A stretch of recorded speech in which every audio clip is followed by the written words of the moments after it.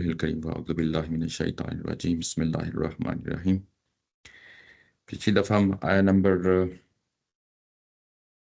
1 اور 2 تک دیکھ لیا تھا، اور اس کے بعد آج ہم ایک نئی سرگزشت کی طرف آگے بڑھ رہے ہیں۔ یہ حضرت موسیٰ علیہ السلام کا واقعہ ہے جو آگے بیان ہوگا۔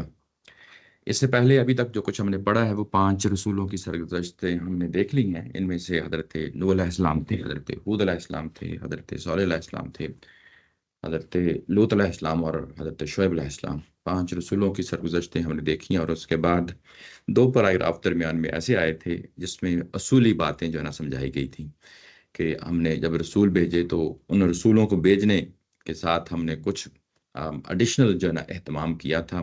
وہ اہتمام یہ تھا کہ اس کو میں سمرائز کر کے جو ہے نا بیان کر دیتا ہوں۔ یہ آیا نمبر 96 کے جو ہے نا آیا نمبر 94 سے اس کا آغاز ہوتا ہے کہ جب جب بھی ہم نے کوئی رسول بھیجے تو ہم نے ان کو تکلیفوں سے اور مصیبتوں سے جو ہے نا وہ آزمایا۔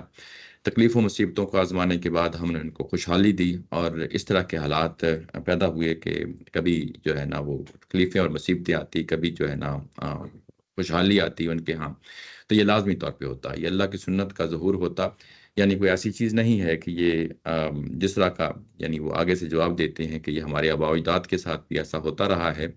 تو یہاں پہ جب یہ کہا گیا ان کو کہ یہ مصیبتیں اور تکلیفیں آئیں گی اور اس کے بعد اچھے حالات آئیں گے، تو یہ ایک طرح کی فور وارننگ تھی جس میں ان کو یہ بات پہلے سے بتا دی گئی تھی۔ یہ فرق ہوتا ہے جس کو شاید یہ لوگ جو ہے نا سمجھ نہیں پائے، اور اس کے بعد یہ بات انہوں نے یہ کہی کہ یہ اس طرح کی چیزیں تو ہمارے آباء و اجداد کے ساتھ بھی ہوتی رہی ہیں، یہ کوئی انہونی بات نہیں ہے، یہ پہلی بات نہیں ہے جس کی بنیاد پہ آپ ہمیں ڈرائیں۔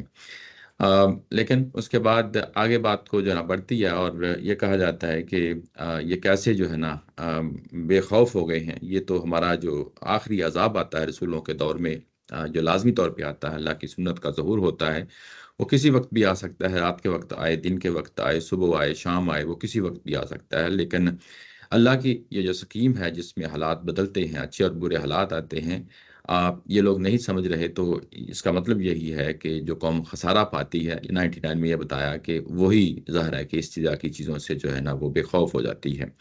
اس کے بعد بے خوف ہونے کی وجہ جو ہے نا بتائی گئی، اس کی وجہ یہ بتائی گئی کہ اصل میں ان کے اوپر جو ہدایت و ضلالت کا قانون ہے وہ لاگو ہو چکا ہے، جس کی بنیاد پہ یہ بات کو سمجھ نہیں رہے اور اپنی ہٹ درمی پہ جو ہے نا یہ اس وقت جتے ہوئے ہیں، اور جب بات کو نہیں سمجھ رہے تو اس کی وجہ سے جو ہے نا ان کے دلوں پہ ہم نے مہر لگا دی ہے۔ دلوں پہ مہر لگانے کا مطلب یہ ہے کہ یہ ہدایت و ضلالت کا قانون ہے۔ یہ انہی لوگوں کو ہدایت ملتی ہے جو واقعی غور و فکر کرنا چاہتے ہیں، سوچتے ہیں اور اس پہ عمل پیرا ہوتے ہیں، اور اللہ تعالیٰ کی ذات بھی ان کو یہ ہدایت دیتی ہے، یہ توفیق دیتی ہے کہ اللہ تعالیٰ کی بات کو وہ سمجھ سکیں۔ اور آگے ظاہر ہے کہ یہ بتایا گیا کہ یہ لوگ جو ہے نا اسی ہدایت ہی کی وجہ سے، یعنی ہدایت و ضلالت کے قانون ہی کی وجہ سے جب جب جو ہے نا رسول آئے تو پھر اس کے بعد انہوں نے اپنی کنڈیشنز بھی جو ہے نا رکھی اور اپنے مطالبات بھی سامنے رکھے، لیکن اگر ہم نے کہیں ان کے مطالبات پورے کر دیے تو ان کے جو عہد جو تھے، ان کے جو وعدے تھے، یہ بھی ان لوگوں نے پورے نہیں کیے۔ اور یہاں پہ یہ بات ختم ہوتی ہے آیت نمبر 102 میں، اور اس کے بعد ابھی ہم آگے بڑھ رہے ہیں، اور یہاں پہ آگے آخری جو اس سورہ کا جو رسول ہے ان کی سرگزشت کا یہاں سے آغاز ہوتا ہے۔ جیسا کہ میں نے پیچھے بتایا کہ پیچھے 5 رسولوں کی سرگزشتیں جو ہے نا ہم نے دیکھ لی ہیں، اور یہاں پہ چھٹی جو ہے وہ آخری سرگزشت جو ہے اس سورہ کی ہم پڑھنے جا رہے ہیں۔ یہ حضرت موسیٰ علیہ السلام کے حوالے سے ہے، اور موسیٰ علیہ السلام کے حوالے سے جب بھی جو ہے نا ظاہر ہے کہ ہم دیکھتے ہیں تو یہ اس طرح کی جو ہے نا سرگزشت نہیں ہے جس طرح کی پیچھے جو ہے نا ہم نے 5 رسولوں کے بارے میں پڑھ لی ہیں۔ 5 رسولوں کے بارے میں ظاہر ہے کہ ان کے ہاں جو کچھ بھی یہ مواد ان کے ہاں مہیا تھا، مشرکین مکہ کے ہاں، اہل مکہ کے ہاں جب یہ دعوت پیش کی گئی تو وہ ان کے ہاں کچھ یعنی کہانیوں کی صورت میں تھا، کچھ ان کے ہاں جو لٹریچر میں جو کچھ بھی لکھا پڑھا جاتا تھا اس میں موجود تھا، لیکن اس کی جزیات میں اس طرح یعنی ایک مکمل تصویر سامنے نہیں آتی تھی۔ یہ تو معلوم تھا کہ یہ بستیاں تھیں، ان کی طرف کوئی رسول آئے اور ان کے ساتھ جو ہے نا یہ اس طرح کا کوئی معاملہ ہوا، یہ تو معلوم تھا انہیں، لیکن یہ کہ ان کی جزیات تک جو ہے نا تفصیل جو تھی وہ اس قدر نہیں موجود تھی۔ یہ تفصیل ہمیں جو ہے نا حضرت موسیٰ علیہ السلام کے حوالے سے جو ہے نا آگے ہمیں ملتی ہے۔ آئیے ہم دیکھتے ہیں کہ یہاں پہ یعنی کس کس پہلو سے یہاں بات ہوتی ہے، اور جیسا کہ میں نے پیچھے بھی ذکر کیا تھا کہ حضرت موسیٰ علیہ السلام کے حوالے سے جب یہاں بات ہوگی تو یہ کافی تفصیلی بات ہے، یہ اس طرح کی نہیں ہے کہ دو دو تین تین چار چار آیتوں کی صورت میں جس طرح پیچھے جو ہے نا بات ہوئی تھی ویسے ہی یہاں بات ہو رہی ہے، بلکہ یہاں پہ بڑی تفصیل کے ساتھ بات ہوگی، اور اس میں حضرت موسیٰ علیہ السلام کے ساتھ ساتھ بنی اسرائیل کو بھی شامل کر لیا گیا ہے اس پوری جو ہے نا سرگزشت کے اندر۔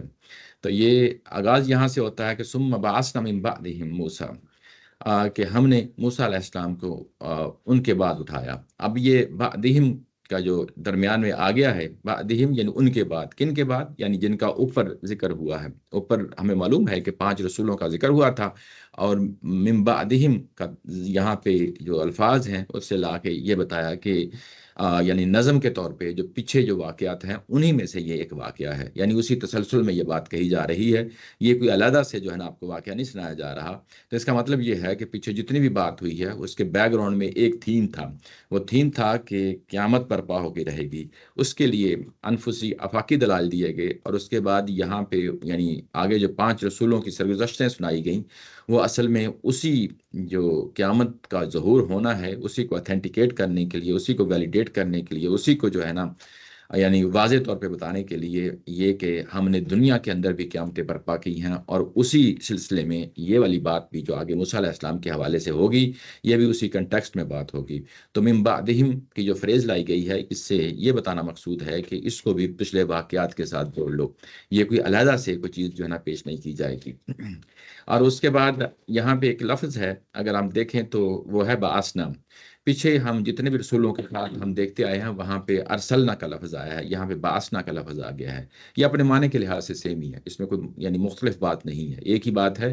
بعثنا کا مطلب اٹھانا یا بھیجنا ایک ہی بات ہوتی ہے، تو یہ اسی مفہوم میں آیا ہے جس مفہوم میں پیچھے ارسلنا کا جو ہے نا لفظ آتا رہا ہے۔ تو اس طرح بعثنا اور ارسلنا میں بھی جو ہے نا کوئی فرق نہیں ہے، تو اصل میں یہ رسول کی حیثیت سے بھیجا، رسول کی حیثیت سے جب بھیجا۔ آگے اگلی آیا کے اندر رسول کا ان کا ہونا کہ یہ رسول تھے حضرت موسیٰ علیہ السلام، وہ واضح ہو جائے گا، آیت نمبر 104 میں جا کے پڑھیں گے۔ ابھی ہم آیت نمبر 103 میں یہ کہ ان کو بطور رسول بھیجا، اور کیسے بھیجا ہم نے؟ بھی آیاتنا، اپنی آیات کے ساتھ۔ آیات آیت کی جمع ہے، اور آپ کو معلوم ہے جب بھی ہم آیت کہتے ہیں تو اس کا معنی تو ایک واضح طور پہ وہی ہوتا ہے جیسے ہم قرآن مجید کی آیات کہتے ہیں، یعنی اللہ تعالیٰ کی طرف سے وہی آتی ہے، اور وہ وہی آگے جو رسول ہوتے ہیں وہ آگے پہنچا دیتے ہیں، اپنے مخاطبین تک جو ہے نا پہنچا دیتے ہیں، ان پہ واضح کر دیتے ہیں کہ اللہ تعالیٰ کی طرف سے پیغام آیا ہے۔ یہ اس سینس میں بھی استعمال ہوتا ہے کہ ہم نے آیات کی صورت میں آگے جو رسول بھیجے حضرت موسیٰ علیہ السلام کو بھیجا، اپنی آیات کے ساتھ بھیجا۔ اور ظاہر ہے کہ ان آیات کے اندر کیا ہوتا ہے یہ بھی ہمیں معلوم ہے کہ انفسی آفاقی اور یعنی یہ کہ تاریخی استدلال ہوتا ہے جس میں عقلی اور ہر طرح کی دلیلیں دی جاتی ہیں، لوگوں کو کنونس کیا جاتا ہے کہ اللہ تعالیٰ کی ذات ہے، قیامت برپا ہونی ہے، اور رسول اور پیغمبر اللہ کی ہدایت لے کے آتے ہیں۔ ان تمام پہلوؤں کو جو ہے نا آیات کے اندر سمیٹ کیا جاتا ہے۔ آیات کا ایک مطلب اور بھی ہوتا ہے، وہ مطلب یہ کہ جس کو ہم معجزہ لفظ کہہ لیتے ہیں۔ قرآن مجید اس کو آیت کہتا ہے، لیکن ہم اپنے سمجھنے کے لیے، کیونکہ ہمارے ہاں عمومی طور پہ یہی لفظ استعمال ہوتا ہے معجزہ، لیکن قرآن مجید معجزہ کا لفظ کہیں بھی استعمال نہیں کیا۔ قرآن مجید آیات کا لفظ استعمال کرتا ہے، یا برہان کا لفظ استعمال کرتا ہے، یا بینہ کا لفظ استعمال کرتا ہے۔ تو یہاں پہ یعنی اس معجزہ جس کو ہم معجزہ سمجھتے ہیں اس معنی میں بھی اس کو جو ہے نا ہم ٹرانسلیٹ کر لیتے ہیں۔ تو گویا کہ آیات سے مراد دو طرح کی چیزیں ہو گئیں، دونوں طرح کی چیزیں، یہ کہ جس طرح قرآن مجید کی آیات اترتی ہیں وہی کی صورت میں یہ بھی اس کے اندر شامل ہے، اور کوئی حصی معجزہ بھی اگر ہو، جیسا کہ آگے ہمیں معلوم ہوگا کہ حضرت موسیٰ علیہ السلام کو حصی معجزات بھی دیے گئے، وہ بھی اس کے اندر شامل ہوتے ہیں۔ تو گویا کہ بھی آیاتنا، تو اس کے اندر دونوں طرح کی چیزیں شامل ہو گئیں۔ اور کن کی طرف بھیجا؟ الی فرعون وملئہ، آپ فرعون کی طرف بھیجا اور فرعون کے سرداروں کی طرف بھیجا۔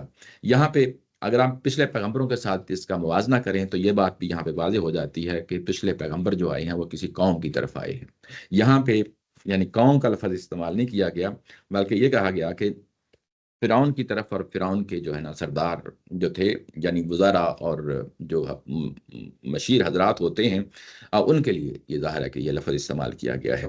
جی جی آپ کے ذہن میں ایسا کچھ ہے کہ یہ جو موسیٰ علیہ السلام کی سرگزشت مکی صورت میں جی اور مدنی صورت میں بنی اسرائیل کو مخاطب کر کے، جی ان میں وہ کوئی الگ الگ اسپیکٹس بتائے جاتے جی وہ بتایا، میں ساتھ ساتھ بتاؤں گا، لیکن میں نے شروع میں ہنٹ بھی دے دیا ہے کہ اس کو بڑی تفصیل کے ساتھ دیکھا جائے گا۔ وہ کیوں کیا، وہ ظاہر ہے کہ جو ہم آگے بڑھیں گے تو جو ہے نا وہ چیزیں کھلتی جائیں گی۔ میں اس کو اسی جگہ پہ بتاؤں گا۔ اگر میں ابھی بتا دوں تو پھر وہ بہت ساری چیزیں جو ہے نا جو وہاں پہ جا کے بتانی ہیں تو وہ پھر ظاہر ہے کہ ریلیونٹ ہو جائے گی۔ تو میں ضرور جو ہے نا اس چیز کو ہائی لائٹ کروں گا کہ یہ اتنی تفصیل کے ساتھ کیوں سنایا گیا۔ اور سورہ آراف کے اندر جب کہ ظاہر ہے کہ مدنی سورہ نہیں ہے، وہاں اصل میں بنی اسرائیل جب بھی ہمارے ذہن میں آتا ہے تو مدینہ کے جو ہے نا یہودی آبادی ہے وہ بھی فوری طور پہ ہمارے ذہنوں میں آ جاتی ہے۔ تو یہاں پہ ابھی فی الحال یہی رکھیں گے، اس طرح اوپر 5 سرگزشتیں سنائی گئی ہیں، ویسے ہی یہاں پہ جو ہے نا حضرت موسیٰ علیہ السلام اسی تسلسل میں، جیسا کہ کہا ثم بعثنا من بعدہم، اسی تسلسل میں یہ بات ہو رہی ہے۔ اچھا، یہ جو پچھلی سرگزشتیں سنائی گئی ہیں، اگر آپ ان کو بھی مد نظر رکھیں تو وہاں پہ اگر آپ دیکھیں تو یہ کہا گیا کہ تمام جو پچھلے رسولوں کا جو واقعات بیان ہوئے وہاں پہ اپنی اپنی قوموں کی طرف بھیجا۔ تو یہاں پہ ایک خاص فرق جو ہے نا ہمیں نظر آتا ہے، وہ فرق یہ ہے کہ فرعون اور فرعون کے سرداروں کی طرف بھیجا۔ یہ فرق اگر ہم غور و فکر کریں، تدبر کریں، تو یہ ہمیں معلوم ہو جاتا ہے کہ ظاہر ہے کہ جب بھی کسی رسول کو بھیجا گیا تو یہ کسی کمیونٹی کی طرف بھیجا گیا، افراد کی طرف بھیجا گیا۔ کمیونٹی، افراد، اگر آپ دیکھیں تو 5 رسول جو ہیں پیچھے، وہ اصل میں بستیاں ہی تھیں۔ بستیاں کا مطلب کیا ہے؟ یعنی بستیاں یعنی علاقہ، یعنی اس علاقے میں ایک خاص قوم آباد ہے، ان کی طرف جو ہے نا رسول بھیج دیا گیا۔ جیسے حضرت صالح علیہ السلام کی قوم تھی، حضرت ہود علیہ السلام کی قوم تھی، حضرت نوح علیہ السلام کی قوم تھی۔ لیکن جب ہم یہاں پہ آتے ہیں تو یہاں پہ ایک بادشاہت قائم ہو چکی ہے، ایک بادشاہت قائم ہو چکی ہے۔ یعنی یوں سمجھ لیں کہ اب لوگ قبائلی زندگی سے نکل کے بادشاہت کی طرف جو ہے نا آگے بڑھے ہیں۔ یعنی ایک آرگنائز سوسائٹی کا جو ہے نا ایک تصور ہے۔ یہ بھی ہمیں معلوم ہے کہ ابراہیم علیہ السلام کے زمانے میں بھی بادشاہت تھی، تو ظاہر ہے کہ وہ دور اب جو ہے نا وہ آ گیا تھا کہ جس میں اب لوگ جو لوکل چھوٹی چھوٹی کمیونٹی سی تھی اس سے نکل کے اب جو ہے نا ایک کولیکٹیو سوسائٹی کا تصور جو ہے نا لوگوں کے دور میں، اس دور میں جو ہے نا وجود میں آ چکا تھا۔ یہاں پہ تاریخی طور پہ تفہیم القرآن میں بھی اس چیز کو یعنی بڑی تفصیل کے ساتھ دیکھا ہے کہ یہ جو بادشاہت ہے یہ کوئی لوکل بادشاہت نہیں تھی۔ لوکل سے مراد یہ ہے کہ چند ایک جو ہے نا سمجھ لیں کلومیٹر یا چند ایک میلوں تک جو ہے نا اس کا ہاتھ تھا، ایسا نہیں تھا۔ بلکہ وسیع عریض جو ہے نا سلطنت تھی۔ اس کی سرحدیں ایک طرف لیبیا اور سوڈان اور ساری چیزیں جو ہے نا علاقے، اور ایک طرف شام تک جو ہے نا یعنی پھیلی ہوئی تھی۔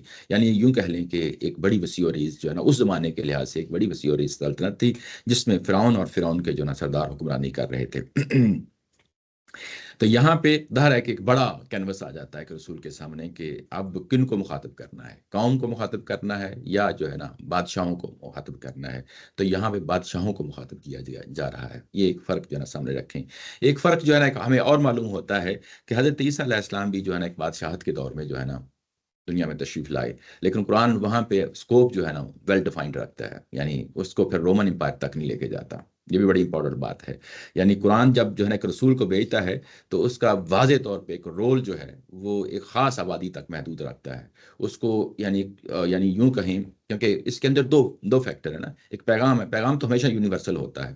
یونیورسل یہ ہوتا ہے کہ وہ ضروری نہیں کہ وہ کسی یعنی جیوگرافیکل جو ہے نا باؤنڈریز کا جو ہے نا پابند ہو، لیکن رسالت کا جو تصور ہے، رسالت کا تصور یہ کہ اس قوم کے اندر ایک عذاب آنا ہے، اس کے لیے ضروری ہے کہ وہ ایک علاقہ متعین کیا جائے، افراد متعین کیے جائیں، تاکہ اس کی بنیاد پہ جو ہے نا جو زمین کے اوپر قیامت برپا ہوتی ہے وہ جو ہے نا جب قیامت برپا ہو تو وہ اس طرح نہ ہو کہ جو ہے نا وہ پھیل جائے۔ تو یہاں پہ اگر آپ دیکھیں تو اصل جو ہے نا وہ یعنی جس کو ٹارگٹ کر کے بات کہی جا رہی ہے وہ فرعون اور فرعون کے جو ہے نا وہ جو سردار ہیں وہ ہیں۔ اچھا، یہاں پہ فرعون کا جو لفظ ہے یہ بھی دیکھیں گے، یہ ٹائٹل ہے۔ یہ یوں نہیں ہے کہ جو ہے نا کسی بندے کا نام ہے، یہ ٹائٹل ہے۔ یعنی بادشاہوں کے جو ٹائٹل ہوتے ہیں یہ وہ ٹائٹل ہے۔ یہاں پہ اگر آپ تورات کو دیکھیں، تورات میں بھی اور ہسٹوریکلی بھی جو ہے نا اگر آپ جنہوں نے تاریخ لکھی ہے وہ بھی یہاں سے بھی یہ بات واضح ہوتی ہے کہ فرعون کا جو لفظ ہے یہ اصل میں را کا لفظ ہے، رے عین را کا لفظ ہے۔ اس کا معنی یہ ہوتا ہے کہ جو اس زمانے میں، یعنی جس زمانے میں فرعون آیا کرتے تھے اس زمانے میں سورج کی پوجا ہوا کرتی تھی۔ اور سورج کی پوجا کا مطلب کیا ہے؟ سورج کی پوجا یہ ہے کہ انہوں نے اس دور میں یعنی ایک بڑے خدا، ایک بڑے دیوتا کا تصور ہوتا تھا. جس طرح ہم اللہ تعالیٰ کی ذات کے بارے میں یعنی ایک وہ قادر ہے، وہ یعنی یہ کہ وہی اکیلی ایک ہستی ہے، پورا نظام کائنات چلا رہی ہے.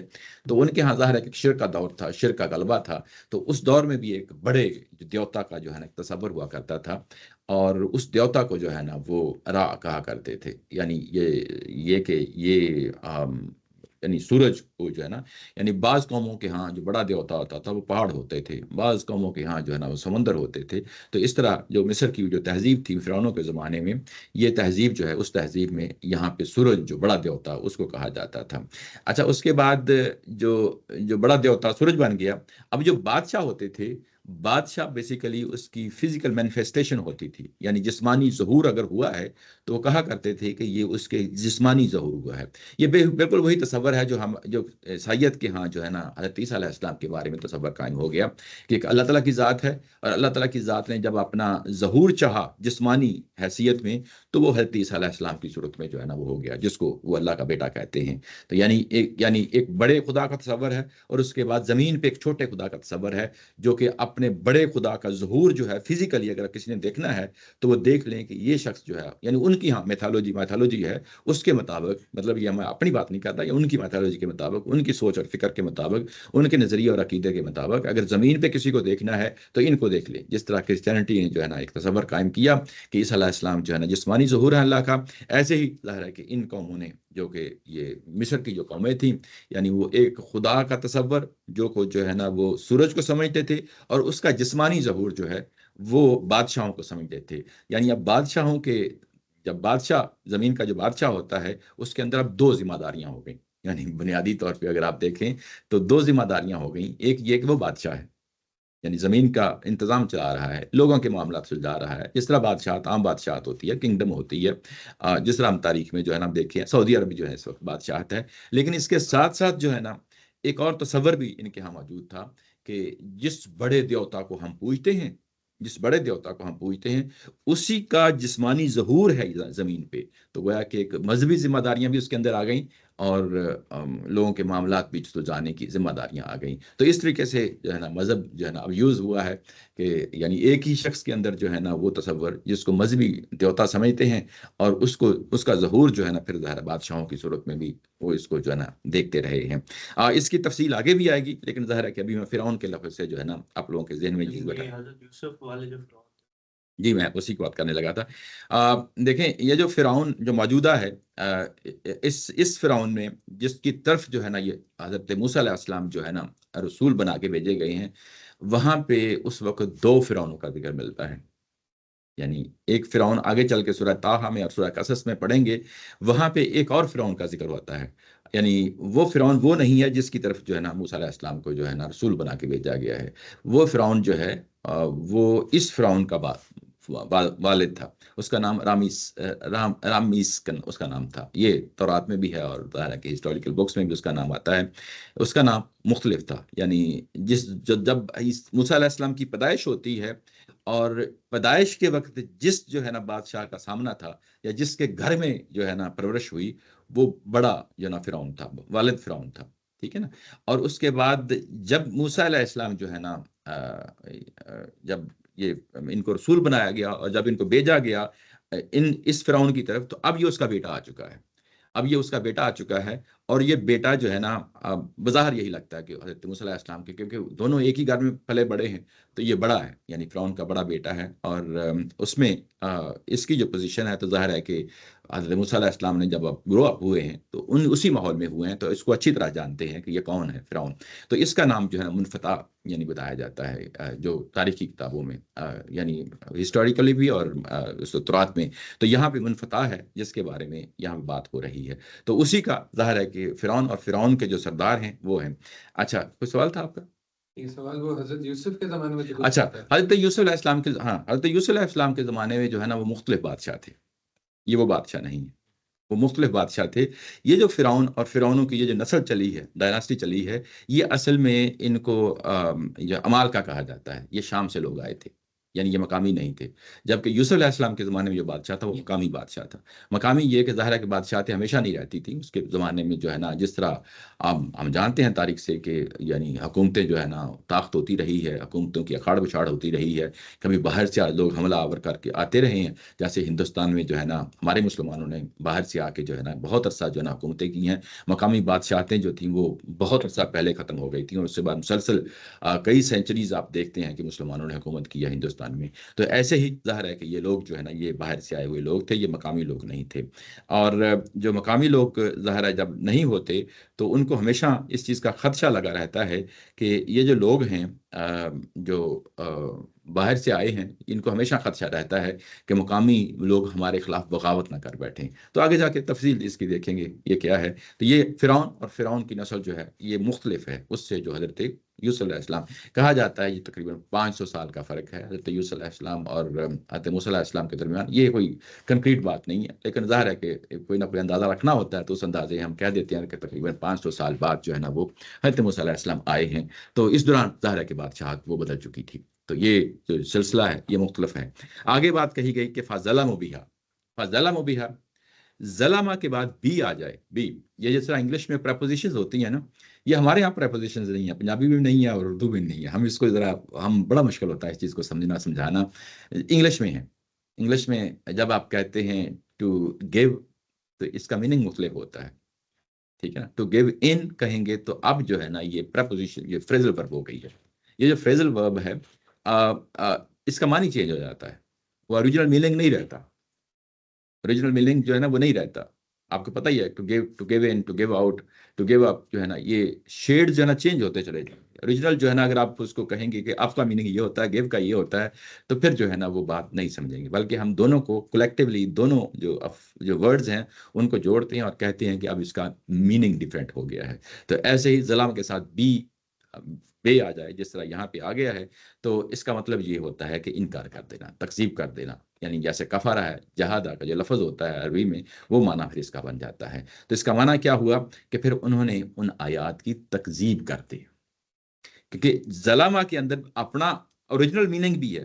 ظلامہ کا مطلب کیا ہوتا ہے، یعنی ظلم کرنا کیا ہوتا ہے، کہ آپ کو معلوم ہی ہے اردو میں بھی استعمال ہوتا ہے کہ اس کسی کو وہ حق نہیں دینا جو اس کا حق جو ہے نا ہوتا ہے، تو وہ اس کے اندر بلٹ ان ہے، وہ تو اس کو نہیں جو ہے نا ظاہرہ لایا جا سکتا۔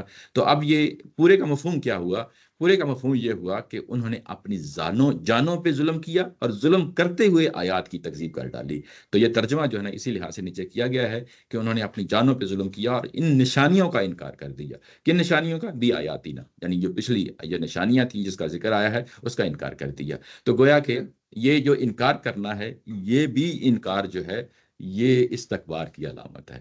یہ بالکل ایسے ہی سمجھیں گے جیسے پچھلے رسولوں کے ساتھ معاملہ ہوا کہ انہوں نے بھی استکبار کے ساتھ جو ہے نا آیات کا انکار کر دیا، انہوں نے بھی استکبار کے ساتھ، کیونکہ ظلامہ کا لفظ جو ہے نا اپنے اندر وہ مفہوم رکھتا ہے کہ استکبار کا مفہوم آٹومیٹکلی آ جائے۔ جی کیا کسی اور سورہ میں مجھے یاد پڑتا ہے کہ اس طرح سے ہے کہ وہ حضرت موسیٰ کو ہم نے یہود کی طرف رسول بنا کر بھیجا۔ ایسا نہیں، کسی ایک اور سورہ میں اس طرح سے سٹارٹ ہوئی ہے بات۔ ایسا نہیں، ایسا نہیں، نہیں نہیں، ایسا نہیں، ایسا نہیں۔ وہ کسی اور کنٹیکسٹ میں کوئی چیز اس طرح کی ہوگی، بات لیکن اس رسول طرح ہوئی ہے کہ نہیں، قوم کی طرف وہ کیونکہ وہ مظلوم تھے، یہ بھی مجھے ذہن میں آ رہا ہے۔ وہ نہیں، وہ کسی اور کنٹیکسٹ میں ہے، لیکن ارسلنا کا لفظ اس کے ساتھ نہیں ہوگا، کوئی اور جگہ ہوگی۔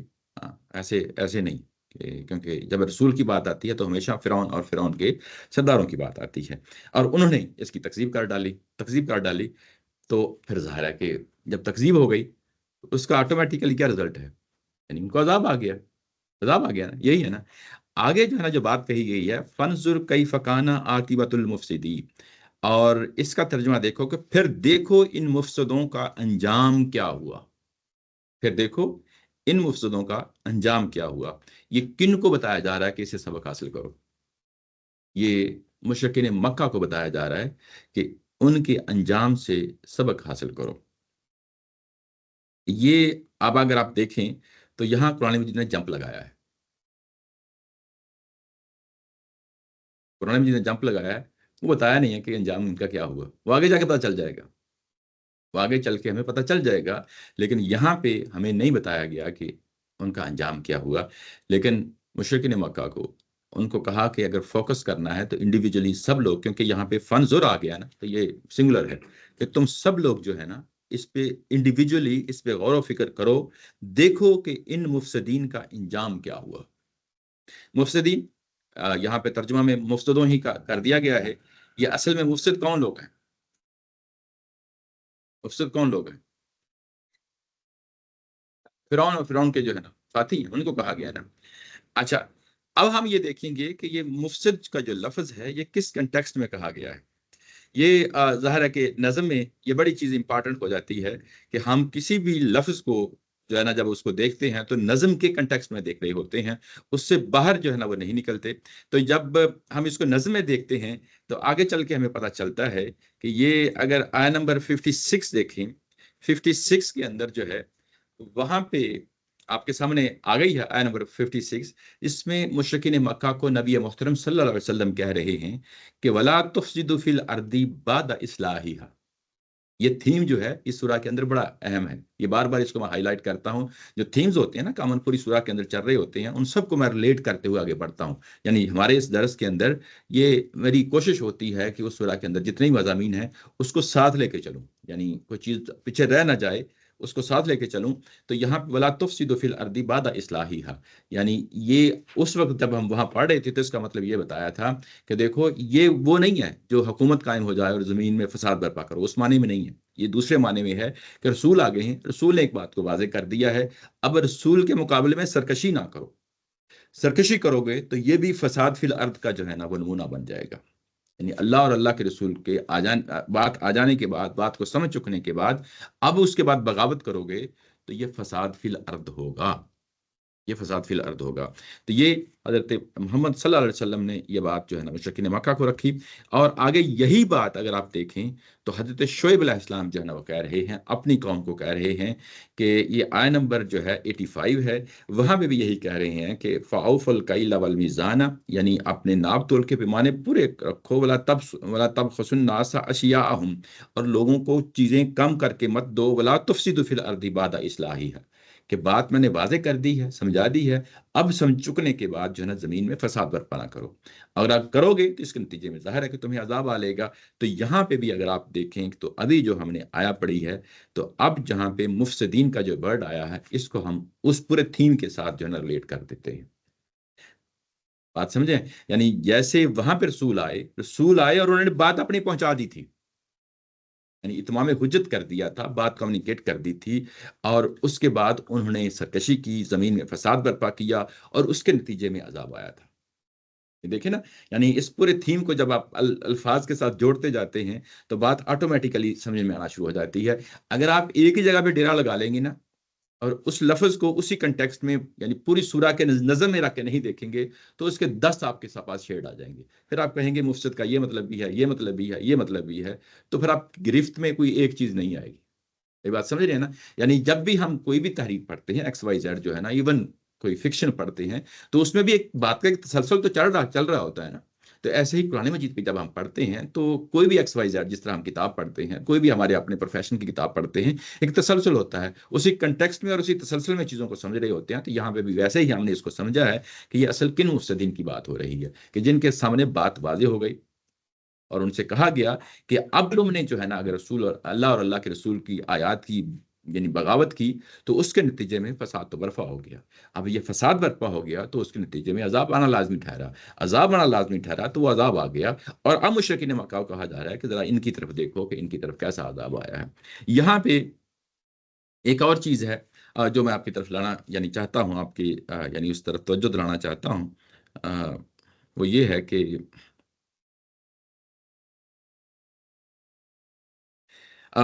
یہ جو پچھلی رسولوں کی سرگزشتیں ہم پڑھی ہیں تو بڑے شروع میں جو ہے ہر سرگزشت میں اگر آپ دیکھیں تو وہاں ایک طرح کی وارننگ دی گئی ہے۔ میں آپ کو وہاں لے جاتا ہوں، وہاں جا کے جو ہے نا آپ کو بتاتا ہوں کہ وہ وارننگ کی نیچر کیا ہے۔ وارننگ کی نیچر اگر آپ دیکھیں تو آیہ نمبر 85 نہیں سوری 59 ہے، جس میں حضرت نوح علیہ السلام جو ہے نا بھیجا گیا اپنی قوم کی طرف، اور ان کو کہا گیا ہے کہ دیکھو یہ میرا پیغام ہے، اس پیغام کے نتیجے میں کچھ ہو جانا ہے، انی اخاف علیکم عذاب یوم عظیم، میں ایک بڑے عذاب کا، وہ عذاب جو دنیا میں رسولوں کے دور میں آتا ہے، جیسا کہ جو ہے نا ان کے دور میں آیا، ایک طوفان برپا ہوا نا، اور کشتی بنائی گئی، اور زمین پہ جو ہے نا ایک عذاب برپا ہو گیا. تو یہ جو عذاب زمین پہ برپا ہونا ہے، اس کی یہاں پہ بتا دیا گیا. ایسے ہی آپ کو اگلے رسولوں کے یہاں کچھ نہ کچھ مل جائے گا. تو یہاں پہ بھی اگر آپ دیکھیں تو بالکل شروع میں بات واضح کر دی کہ یہ دعوت ہے، اس دعوت کے نتیجے میں کچھ ہو جانا ہے. اور وہ کہ یہ ورڈ نہیں ہے، وہ ورڈز نہیں ہیں جس طرح پچھلے رسولوں کے آئے ہیں، وہ اس طرح کے نہیں ہیں. لیکن یہاں پہ ایک اوور آل امپیکٹ اسی طرح کا پڑ رہا ہے جس طرح کا پچھلے رسولوں کے یعنی دور میں پڑا ہے. اچھا آگے بڑھتے ہیں. تو آگے کہا کہ وقال موسیٰ یا فرعون انی رسول من رب العالمین. اور حضرت موسیٰ علیہ السلام جو ہے نا وہ کہتے ہیں کہ اے فرعون، میں رب العالمین کی طرف سے رسول بن کے آ گیا. یہ بڑی یعنی اہم سٹیٹمنٹ ہے، بولڈ سٹیٹمنٹ ہے. یعنی آپ اس کو ہم ترجمہ کریں گے تو بات جو ہے نا ہمارے لیے کوئی اتنا امپیکٹ نہیں بنتی. جن کے ساتھ یہ فزیکلی معاملہ ہو رہا ہے وہ اس کو زیادہ بہتر سمجھ سکتے ہیں کہ یہ اس کا کیا معاملہ ہے کہ میں اللہ کا نمائندہ بن کے آ گیا ہوں. ذرا تصور کریں کہ وہ خود کون ہے. وہ رب اعلیٰ کہتا ہے اپنے آپ کو. آگے چل کے جو ہے نا پڑھیں گے، فرعون جو ہے نا اپنے آپ کو بڑا خدا کہتا ہے،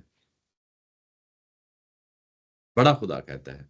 اور اس کے مقابلے میں وہ خدا نہیں آیا، رسول آیا. اور دونوں دعویٰ کر رہے ہیں کہ ہم میٹا فزیکل کوئی فورسز ہیں، ہم ان کی نمائندگی کر رہے ہیں. وہ کر رہا ہے کس چیز کی نمائندگی کر رہا ہے؟ وہ سورج دیوتا کی نمائندگی کر رہا ہے اور اپنے عقیدے کے مطابق کر رہا ہے. یہاں پہ فرق بڑا مختلف ہو گیا ہے. یہاں عقیدہ نہیں ہے، دعویٰ دونوں کا ہے. وہاں صرف اور صرف عقیدہ ہے. یہاں دعویٰ جو ہے وہ میں منتخب نہیں ہوا بلکہ مجھے کسی نے منتخب کیا ہے، اور اس انتخاب کی بنیاد پہ میں آیا ہوں تو تیرے پاس بات کرنے کے لیے. یعنی انٹروڈکشن ہی جو ہے نا وہ اس طرح کا آتا ہے، اتنا امپیکٹفل ہوتا ہے کہ اس کی زمین جو ہے نا وہ اس کے قدموں سے نکل جاتی ہے. وہ آگے چلتے ہیں کہ کیا ہوتا ہے کیا نہیں ہوتا. لیکن یہ بات کہ میں بحیثیت رسول آیا ہوں. اور جو پیچھے کہا تھا نا ثم بعثنا من بعدہ موسیٰ، تو میں نے وہاں کہا تھا کہ بعثنا کا مطلب ارسلنا ہے، رسول بنا کے بھیجنا. کیونکہ اگلی آیت نے بتا دیا کہ میں رسول بن کے آ گیا ہوں، اللہ تعالیٰ کی طرف سے آ گیا ہوں. کیونکہ وہ خود اپنے آپ کو رب ہی کہتا تھا. فرعون اپنے آپ کو، آگے صورتوں میں آتا ہے کہ اپنے آپ کو رب بھی کہتا تھا. تو یہاں پہ خاص طور پہ رب کا لفظ استعمال کیا ہے کہ میں تمام جہانوں کا، صرف سورج کا نہیں ہے، تمام جہانوں کا جو رب ہے، میں اس کی طرف سے آیا ہوں اور اس کی نمائندگی کر رہا ہوں. اس نے مجھے سفیر کے طور پہ چنا ہے. میں رسول بن کے آ گیا ہوں، میں رسول بن کے آ گیا ہوں. یہ میرا ٹائٹل ہے. میری ساری کنورسیشن، میرا سارا ڈائلاگ آپ کے ساتھ اب اس حیثیت سے ہوگا. یعنی اس چیز کا ایک واضح اعلان ہو جاتا ہے، دو فریقوں کے درمیان ایک واضح اعلان ہو جاتا ہے. ابھی کیونکہ ظاہر ہے کہ ایک سورہ کا ایک تھیم ہوتا ہے، ایک سورہ کا ایک خاص کریکٹر ہوتا ہے. اس تھیم اور کریکٹر کو سمجھنے کے لیے اگر آپ دیکھیں تو پیچھے آیا نمبر 61، 67 اور 75 میں جو ہے نا یہی بات جو ہے نا وہاں پہ بھی اگر آپ دیکھیں تو یہ آپ کو ملے گی کہ پچھلے رسول بھی ایسے ہی یہ بات کر رہے ہیں. 61 میں اگر آپ دیکھیں تو وہاں پہ جو حضرت نوح علیہ السلام ہیں وہ یہ کہہ رہے ہیں. اگر آپ دیکھیں تو آیا نمبر 61 میں کالا یا قومی لیس بی دلالہ ولکنی رسول من رب العالمین. تو یہاں پہ بھی وہی فریز ہے. آگے اگر آپ چلیں تو 67 میں یہاں پہ حضرت ہود علیہ السلام ہے اپنی قوم کو یہی کہہ رہے ہیں. اور 67 میں یہ کہا ہے کہ کالا یا قومی لیس بی صفاحۃ ولکنی رسول من رب العالمین. وہاں پہ بھی یہی فریز آتی ہے. آگے 75 میں آتے ہیں تو یہاں پہ ذرا تھوڑا سا یعنی اس کی ڈائمنشن بات کرنے کی ذرا ڈیفرنٹ ہے. یہاں پہ آپ مخالفین کہہ رہے ہیں، یعنی رسول خود نہیں کہہ رہا بلکہ مخالفین کہہ رہے ہیں. اور مخالفین رسول کے پیروکاروں سے کہہ رہے ہیں اتعلمون ان صالح مرسل من ربہ، کیا تم اس چیز پہ ایمان لاتے ہو کہ صالح علیہ السلام جو ہے نا وہ اللہ تعالیٰ کی طرف سے رسول بن کے آئے ہوئے ہیں. تو یعنی یہ کہ ایک تھیم ہے، یعنی ایک طرح کا کریکٹر ہے جو ان سرگزشتوں میں آپ کو مل رہا ہے. تو اسی طرح کا جو ہے نا یہاں پہ یہ جملہ جو ہے یہ یوں سمجھ لیں کہ بحیثیت رسول آ جانا یہ کوئی معمولی چیز نہیں ہوتی. یہ مخاطبین کو بھی معلوم ہوتا ہے کہ یہ کیا چیز آ گئی، کیا ہستی آ گئی، کیا جو ہے نا شخص آ گیا ہے، اس کا ٹائٹل کیا ہے، یہ کیا کر رہا ہے، یعنی اس کا جو ڈسٹنگوشڈ فیچر ہے نا شخصیت کا، جو رسول ہوتی ہے، وہ کھل کے سامنے آ جاتا ہے، کھل کے سامنے آ جاتا ہے کہ اب وہ جو بات کرے گا، وہ رسول جو بات کریں گے، وہ اب جو ہے نا وہ اسی بنیاد پہ کریں گے کہ وہ کسی ایک بڑی ذات، اللہ تعالیٰ کی ذات، اس کی نمائندگی کے طور پہ بطور رسول جو ہے نا وہ قوم سے خطاب کر رہے ہوں گے۔ تو یہاں فرعون اور فرعون کے سرداروں کے ساتھ جب بات ہوتی ہے تو بحیثیت رسول وہ بات کر رہے ہیں، اور جب وہ بات کر رہے ہیں تو اگلی سٹیٹمنٹ کیا دیتے ہیں؟ حقیقن علی اللہ اقول علی اللہ الا الحق۔ یہ اب پچھلی جو بات ہے اس کو مزید ری انفورس کیا ہے، یعنی اس کو مزید طاقتور جو ہے نا بات، اسٹیٹمنٹ کو مضبوط کرنے کے لیے کہا ہے کہ میرے لیے مستحق بات یہی ہے۔ حقیق کا مطلب ہوتا ہے حق بات، وہی کہ میرے لیے حق بات ہی یہی ہے کہ میں یہ بات ایسے ہی کہوں، یعنی مجھے یہی زیبا دیتا ہے، مجھے میرے لیے یہی مناسب ہے، یعنی یہی مناسب ہے، یہی زیبا دیتا ہے، اور میں مستحق بھی اس چیز کا ہوں بحیثیت رسول کہ میں یہی بات کروں، کہ میں وہی بات کروں جو اللہ نے مجھے کہی ہے، ٹھیک ہے نا، کہ میں اللہ پہ کوئی جھوٹ نہ باندھوں، الا اقول علی اللہ الا الحق، جو حق بات ہوتی ہے ایز اٹ از، یعنی اس میں کوئی ملاوٹ نہ ہو۔ یہ بڑی امپورٹنٹ بات ہے۔ حق جب بات کہتے ہیں تو جس طرح کی وہ بات ہے، اگر ہم کسی کام کے بارے میں کہیں گے کہ یہ حق ہے، تو اس کا مطلب یہ ہوتا ہے کہ وہ ٹھیک نصاب پہ قائم ہے، یعنی اس کو ایسے ہی ہونا چاہیے، اس کے لیے حق کا لفظ بولتے ہیں۔ تو جب بات کہیں گے کہ یہ بات حق ہے، تو حق کا مطلب یہ ہے کہ اب اس کے اندر کوئی جھوٹ کی ملاوٹ نہیں ہے، اس کے اندر کوئی تصنع نہیں ہے، اس کے اندر کوئی ملاوٹ نہیں ہے، یہ ویسے ہی ہے جیسے ہے۔ تو اب حضرت موسیٰ علیہ السلام کہہ رہے ہیں کہ میں اب کیونکہ رسول کی حیثیت سے آ گیا ہوں، تو اب میں وہی بات کروں گا کہ جو حق بات ہے، اب میں یہاں پہ جھوٹ نہیں بولوں گا۔ وہ یہ انی حقیقن کہہ رہے ہیں، حقیقن کیا؟ یہ حقیقن، یہ حقیق، میں اس کو کھولتا ہوں۔ حقیق جو لفظ ہے یہ مفعول کے یعنی اس میں آیا ہے، مفعول کے مفہوم میں جب آتا ہے تو اس کا مطلب یہ ہو جاتا ہے جس کو ہم یہ کہتے ہیں کہ میرے لیے حق بات یہی ہے، میرے لیے زیبا یہی ہے، میرے لیے مناسب یہی ہے۔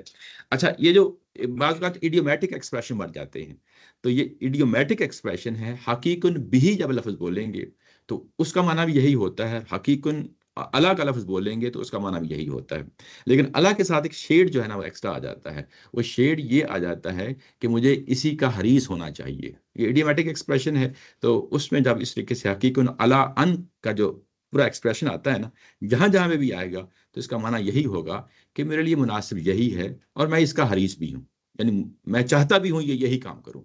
یعنی ایک تو چیز جو ہے نا کہ اپنی ذات جو ہے اس کا ہوا، میں کہاں سے آ رہا ہے اس میں؟ حقیقن سے یعنی میرے لیے یہ حقیق ایڈیومیٹک ایکسپریشن ہے نا، ایڈیومیٹک ایکسپریشن ہے کہ جب یہ لفظ بولیں گے تو اس کا مطلب یہ ہے کہ اب میرے لیے اللہ آ گیا نا، اس کے بعد اللہ اقول بھی آ گیا اس کے بعد، لیکن یہ پورا ایکسپریشن ہے، تو اس پورے ایکسپریشن میں ایڈیومیٹک ایکسپریشن۔ آپ نے کہا کہ یہ مفعول ہے، اچھا، اس کو میں نیچے یہ پڑھتا ہوں۔ ڈبل پیش بھی ہے اس پہ اوپر۔ جی میں حقیقاً وہ ڈبل پیج کا مطلب یہ ہے کہ اب یہ کامن ناؤن کے طور پہ آیا ہے نا، نکرہ اس کے معنی میں آیا ہے۔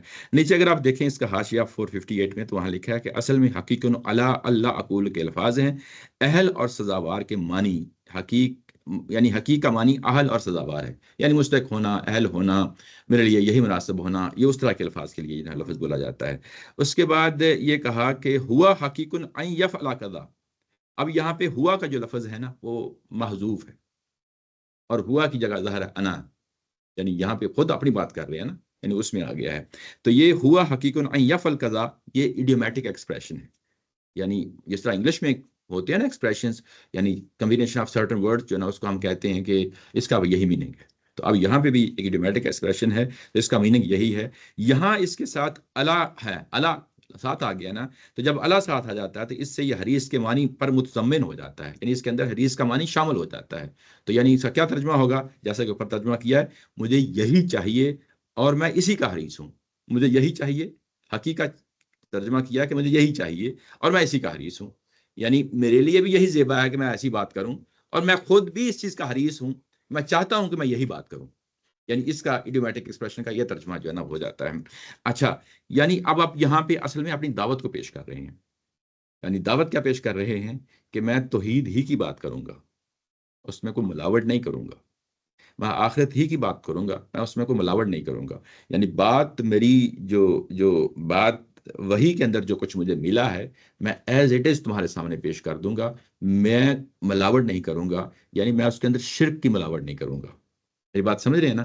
اب دوسری طرف جو ہے نا، یہ اس کی نگیشن ہو رہی ہے ساتھ ساتھ، یعنی ساتھ ساتھ اس کی پوزیشن جو ہے فرعون کی وہ واضح ہو رہی ہے کہ وہ اصل میں دھوکہ دے کے لوگوں کو جو ہے نا اس پوزیشن میں بیٹھ گیا کہ میں سورج دیوتا کا نمائندہ ہوں، اس کے بعد اس کے نام پہ بت بنے ہوئے ہیں۔ آگے چل کے قرآن مجید بتائے گا اسی سورہ میں کہ اس کے نام پہ بت بنے ہوئے ہیں، لوگ اس کی پوجا کر رہے ہیں مختلف جگہوں پہ اور اس کی پوجا کر رہے ہیں۔ تو یہاں پہ اصل میں اب کنفرنٹیشن ہے، ایک طرح کا جو ہے نا مقابلہ آ گیا ہے، ایک طرح کا آمنے سامنے بات ہو رہی ہے۔ تو اس میں پھر اپنی پوزیشن جب یہ واضح کی گئی کہ میں رسول بن کے آ گیا ہوں، اور اس کے بعد اپنی پوزیشن یہ واضح کی کہ میں اس میں جھوٹ کی ملاوٹ نہیں ہوگی، کیونکہ میں اللہ کا نمائندہ بن کے آ گیا ہوں، مجھے جو کچھ وہاں سے ملے گا میں وہ بات تم تک پہنچا دوں گا۔ قد جئتکم ببینۃ من ربکم، اور اسی تسلسل میں جو بات پیچھے کہی جا رہی ہے یہ بتایا کہ میرے خدا کی طرف سے، میرے رب کی طرف سے، جس کا میں نے انٹروڈکشن کرا دیا ہے کہ وہ رب العالمین ہے، اس کی طرف سے بینہ لے کے آ گیا ہوں، بینہ لے کے آ گیا ہوں۔ پیچھے میں نے کہا تھا نا کہ آیت کا ترجمہ ریولیشن بھی ہوتا ہے، وہی بھی ہوتا ہے، اور آیت کا ترجمہ معجزہ بھی ہوتا ہے، جس کو ہم اپنی زبان میں معجزہ کہہ لیتے ہیں۔ اب یہاں پہ بینہ کا لفظ آ گیا ہے، بینہ کا مطلب بھی آیت ہوتا ہے اور بینہ کا مطلب معجزہ بھی ہوتا ہے۔ تو یہاں پہ بینہ کا مطلب یہ ہے، یعنی میں معجزہ لے کے آیا ہوں، ایک نشانی لے کے آیا ہوں اللہ تعالیٰ کی طرف سے۔ یعنی اب یہاں پہ اپنے کریڈینشل شو کرنے ہیں نا، جیسے ایک سفیر جاتا ہے ایک ملک سے دوسرے ملک جاتا ہے تو وہ کیا کرتا ہے، اپنے ڈاکومنٹس پیش کرتا ہے نا کہ دیکھو مجھے فلاں گورنمنٹ نے، فلاں اسٹیٹ نے مجھے جو ہے نا ان کی طرف سے میں سفیر بن کے آ گیا ہوں، اور یہ میرے ڈاکومنٹس ہیں، یہ اپنے ڈاکومنٹس پیش کرتا ہے۔ تو یہاں پہ یہ جب یہ کہا گیا کہ اب میں یعنی بینہ کے ساتھ آ گیا ہوں، میرے ساتھ یہ ڈاکومنٹ ہے، یعنی اب مجھے رسول ہونے کے لیے یہ جو نشانی دی گئی ہے وہ مجھے ایک خاص نشانی دی گئی ہے۔ وہ کیا نشانی ہے آگے ہم پتہ چلتا ہے کہ وہ عصا ہے اور ید بیضا ہے، یعنی وہ آگے چل کے دیکھتے ہیں، لیکن آپ کو ابھی سے کلو دینے کے لیے کہ یہاں بینہ جو ہے نا اس سینس میں آ گیا ہے۔ یہاں پہ ایک اور بات ہے وہ واضح رہنی چاہیے جو اکثر کنفیوژن کا باعث بن جاتی ہے کہ ان جو معجزے ہیں، ظاہر ہے کہ قرآن کے پورے کنٹیکسٹ میں جب ہم اس کو دیکھتے ہیں تو یہ معجزے جو ہے نا یہ پرائمری چیز نہیں ہوتی۔ یہ بڑی امپورٹنٹ بات ہے، یہ پرائمری چیز نہیں ہوتی۔ پرائمری چیز کیا ہوتی ہے؟ وہ اصل دعوت ہی ہوتی ہے۔ پرائمری چیز اصل دعوت ہوتی ہے، یہ ثانوی ہوتی ہے۔ اور جب یہ آپ یہ ہیرارکی قائم نہیں کرتے کہ پرائمری اور ثانوی کا تصور قائم نہیں کرتے تو یہ بہت ساری کنفیوژن کا باعث بن جاتی ہے۔ یہ ثانوی ہوتی ہے، یہ کیوں دی جاتی ہے؟ یہ بھی ایک وجہ ہے، یعنی یہ معجزے بھی دیے گئے ہیں نا، کیوں دیے گئے ہیں؟ یعنی بندہ سوچتا تو ہے کہ یہ بعض رسولوں کو دیے گئے ہیں اور بعض کو نہیں دیے گئے۔ ہمارے جب ایک فلسفہ قائم ہوتا ہے، علم کلام وجود میں آتا ہے تو ہم بہت ساری چیزیں جو ہے نا پیش کر رہے ہوتے ہیں، اور بعض اوقات جب چیزیں پیش کر رہے ہوتے ہیں تو کنفیوژن کا باعث بن جاتی ہے کہ یہ آیا کیا فلسفہ اور علم کلام کا حصہ ہے یا قرآن کی بات ہے؟ تو یہ دو چیزیں کنفیوز کر دیتی ہیں۔ جب ہم معجزہ کہتے ہیں اور جس طریقے سے تفسیروں کے اندر جو ہے نا معجزے کے بارے میں لکھا جاتا ہے وہ اکثر کنفیوژن کا باعث بن جاتا ہے کہ اچھا یہ معجزے کیوں دیے گئے؟ بڑی واضح چیز ہوتی ہے نا کہ یہ کیوں دیے گئے۔ سب سے پہلے ہم کہاں دیکھیں گے؟ قرآن مجید کے اندر ہی دیکھیں گے۔ تو قرآن مجید جو ہے نا جس چیز کو قرآن مجید بیان کر دیتا ہے وہ ہمیشہ آپ کے سامنے رہنا چاہیے۔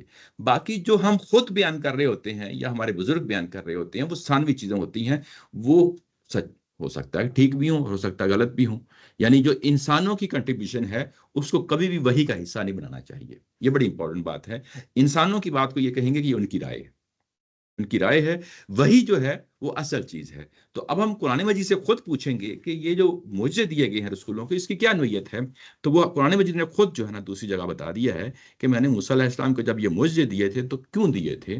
وہ معجزہ جو ہے نا وہ ظاہر ہے کہ آگے چل کے میں ابھی آپ کے سامنے جو ہے نا لنک کھولتا ہوں وہ تو آپ کے سامنے پتہ چل جاتا ہے کہ اچھا یہ کس کے حوالے سے یہاں بات ہو رہی ہے۔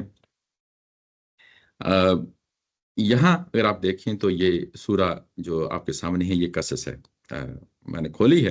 اگر آپ اس کو دیکھیں تو اس کی آیت نمبر 32 ہے، وہاں پہ یہ کہا گیا کہ یہ معجزے جب پہلے دفعہ اللہ تعالیٰ کی ذات کے ساتھ یعنی معاملہ ہوتا ہے کوہ طور پہ، تو وہاں پہ اللہ تعالیٰ کی ذات حضرت موسیٰ علیہ السلام کو کہتی ہے کہ دیکھو یہ دونوں معجزے میں تمہیں دے رہا ہوں، اور اب جو ہے نا تم ان کو لے کے جاؤ اور فرعون کے پاس جاؤ۔ اور وہاں پہ جو الفاظ استعمال ہوئے ہیں فَذَانِكَ کا برہان، یہ میری برہان ہے۔ دیکھا نا، یعنی اب یہ بینہ بھی اس کا لفظ استعمال ہو جاتا ہے، برہان بھی لفظ استعمال ہو جاتا ہے۔ اور یہاں پہ برہان آیا ہے، یہ دونوں چیزیں برہان کے طور پہ ہیں۔ برہان مطلب واضح نشانیاں ہیں، واضح نشانیاں ہیں من ربی کا، تیرے رب کی طرف سے، الا فرعون و ملائہ، فرعون اور فرعون کے سرداروں کے لیے جو ہے نا یہ دو نشانیاں لے کے جاؤ۔ کیوں لے کے جاؤ؟ اس لیے کہ انہم کانوا قوما فاسقین، کہ وہ بڑے نافرمان لوگ ہو گئے ہیں، بڑے سرکش لوگ ہو گئے ہیں۔ اب یہاں پہ واضح طور پہ ہمیں معلوم ہو گیا، لنک معلوم ہو گیا کہ اصل میں سرکشی ہے ان کی، جس کے لیے توڑ کے لیے یہ نشانیاں بھیجی جا رہی ہیں۔ سرکشی کا توڑ کیا ہے کہ وہ ایسا نہ ہو کہ دعوت پیش کی جائے اور ساتھ ہی موسیٰ علیہ السلام کو دبوچ لیا جائے، یعنی ایک طرح کی وال ہے جو قائم رکھی جائے گی۔ اور جب یہ مقصد ہمارے سامنے آ گیا تو اب ہم کیا کریں گے؟ اب ہم یہ کہیں گے کہ اگر ہمارے بزرگوں نے کچھ کہا ہے کہ معجزے کیوں دیے جاتے ہیں، ہم ان کی بات کو سر آنکھوں پہ رکھیں گے، لیکن یہ کہ قرآن کیا کہہ رہا ہے، اصل قرآن کی جو بنیاد ہے وہ ہمارے ہاتھ میں مضبوط رہنی چاہیے۔ باقی چیزیں ہو سکتا صحیح ہوں، ہو سکتا غلط ہوں، اس پہ کبھی بھی ہم جم کے نہیں کھڑے ہوں گے، لیکن جو وحی کی بات ہے اس پہ ہم ہمیشہ جم کے کھڑے ہوں گے اور یہ بتائیں گے کہ یہ اصل وجہ یہ تھی۔ اس کے بعد ایک اور پہلو ہے، میں آپ کے ساتھ، کیونکہ ظاہر ہے کہ ضمناً یہ بھی ظاہر ہے کہ عیسیٰ علیہ السلام کے ساتھ بھی یہی معاملہ ہوا تھا، اور ان کو بھی اللہ تعالیٰ کی ذات نے جو ہے نا معجزے دیے تھے، اور اس کی وجہ کیا تھی؟ وہ وجہ بھی اگر آپ دیکھیں تو سورہ مائدہ میں بیان ہوئی ہے، اور سورہ مائدہ میں جب بیان ہوئی ہے تو وہ آیت نمبر 110 میں ہوئی ہے۔ 110 میں جو پوری آیا ہے اس کے تو وہ ساری کو ظاہر ہے کہ لمبی ہے آیا، میں اس کو نہیں پڑھوں گا۔ وہاں پہ یہ بتایا جا رہا ہے کہ دیکھو حضرت عیسیٰ علیہ السلام نے گہوارے میں یعنی کلام کیا، اور اس کے بعد انہوں نے جو ہے نا پرندوں کی صورت میں مٹی جو ہے نا مٹی کی صورت میں پرندے بنائے اور اس میں پھونکا، اور وہ چلتے پھرتے جو ہے نا اڑنا شروع ہو گئے۔ اور اس کے بعد یہ کہ مادرزاد اندھے اور کوڑی کو میرے حکم سے اچھا کر دیتے تھے، مردوں کو جو ہے نا وہ کھڑا کر دیتے تھے، اور اچھے بھلے وہ چلنا شروع ہو جاتے تھے۔ یہ میں نے سب کیوں کیا؟ اس کے لیے لفظ بولا ہے وَإِذْ كَفَفْتُ بَنِي إِسْرَائِيلَ عَنْكَ إِذْ جِئْتَهُم بِالْبَيِّنَاتِ، یہ مقصد ہے۔ یہ معجزے بینات کا لفظ آ گیا ہے، اس لیے دیے تھے کہ ان کے ہاتھ روک کے رکھوں اور تمہارے پاس نہ آ سکیں۔ دونوں کا مقصد ایک ہی ہے، قومیں سرکش ہوں، بادشاہ سرکش ہوں، تو ان صورت میں جو ہے نا پھر اللہ تعالیٰ کی ذات جو ہے نا یہ معاملہ کرتی ہے۔ تو یہاں پہ جب ہمیں معلوم ہو گیا کہ یہ صورتحال ہے، اور اس میں پھر ہم اسی پہ جم کے کھڑے ہو جائیں گے کہ یہ معجزے اس لیے دیے گئے تھے۔ اس کے بعد باقی باتیں وہ سر آنکھوں پہ سمجھ آتی ہے، ٹھیک ہے، نہیں آتی تو کوئی بات نہیں، وہ انسانوں کی رائے ہے، لیکن ہم نے اللہ کی بات کو سمجھنا ہے، اور اس میں یہ کہا گیا ہے کہ یہ معاملہ ہے کہ اس لیے ہم نے معجزے دیے گئے۔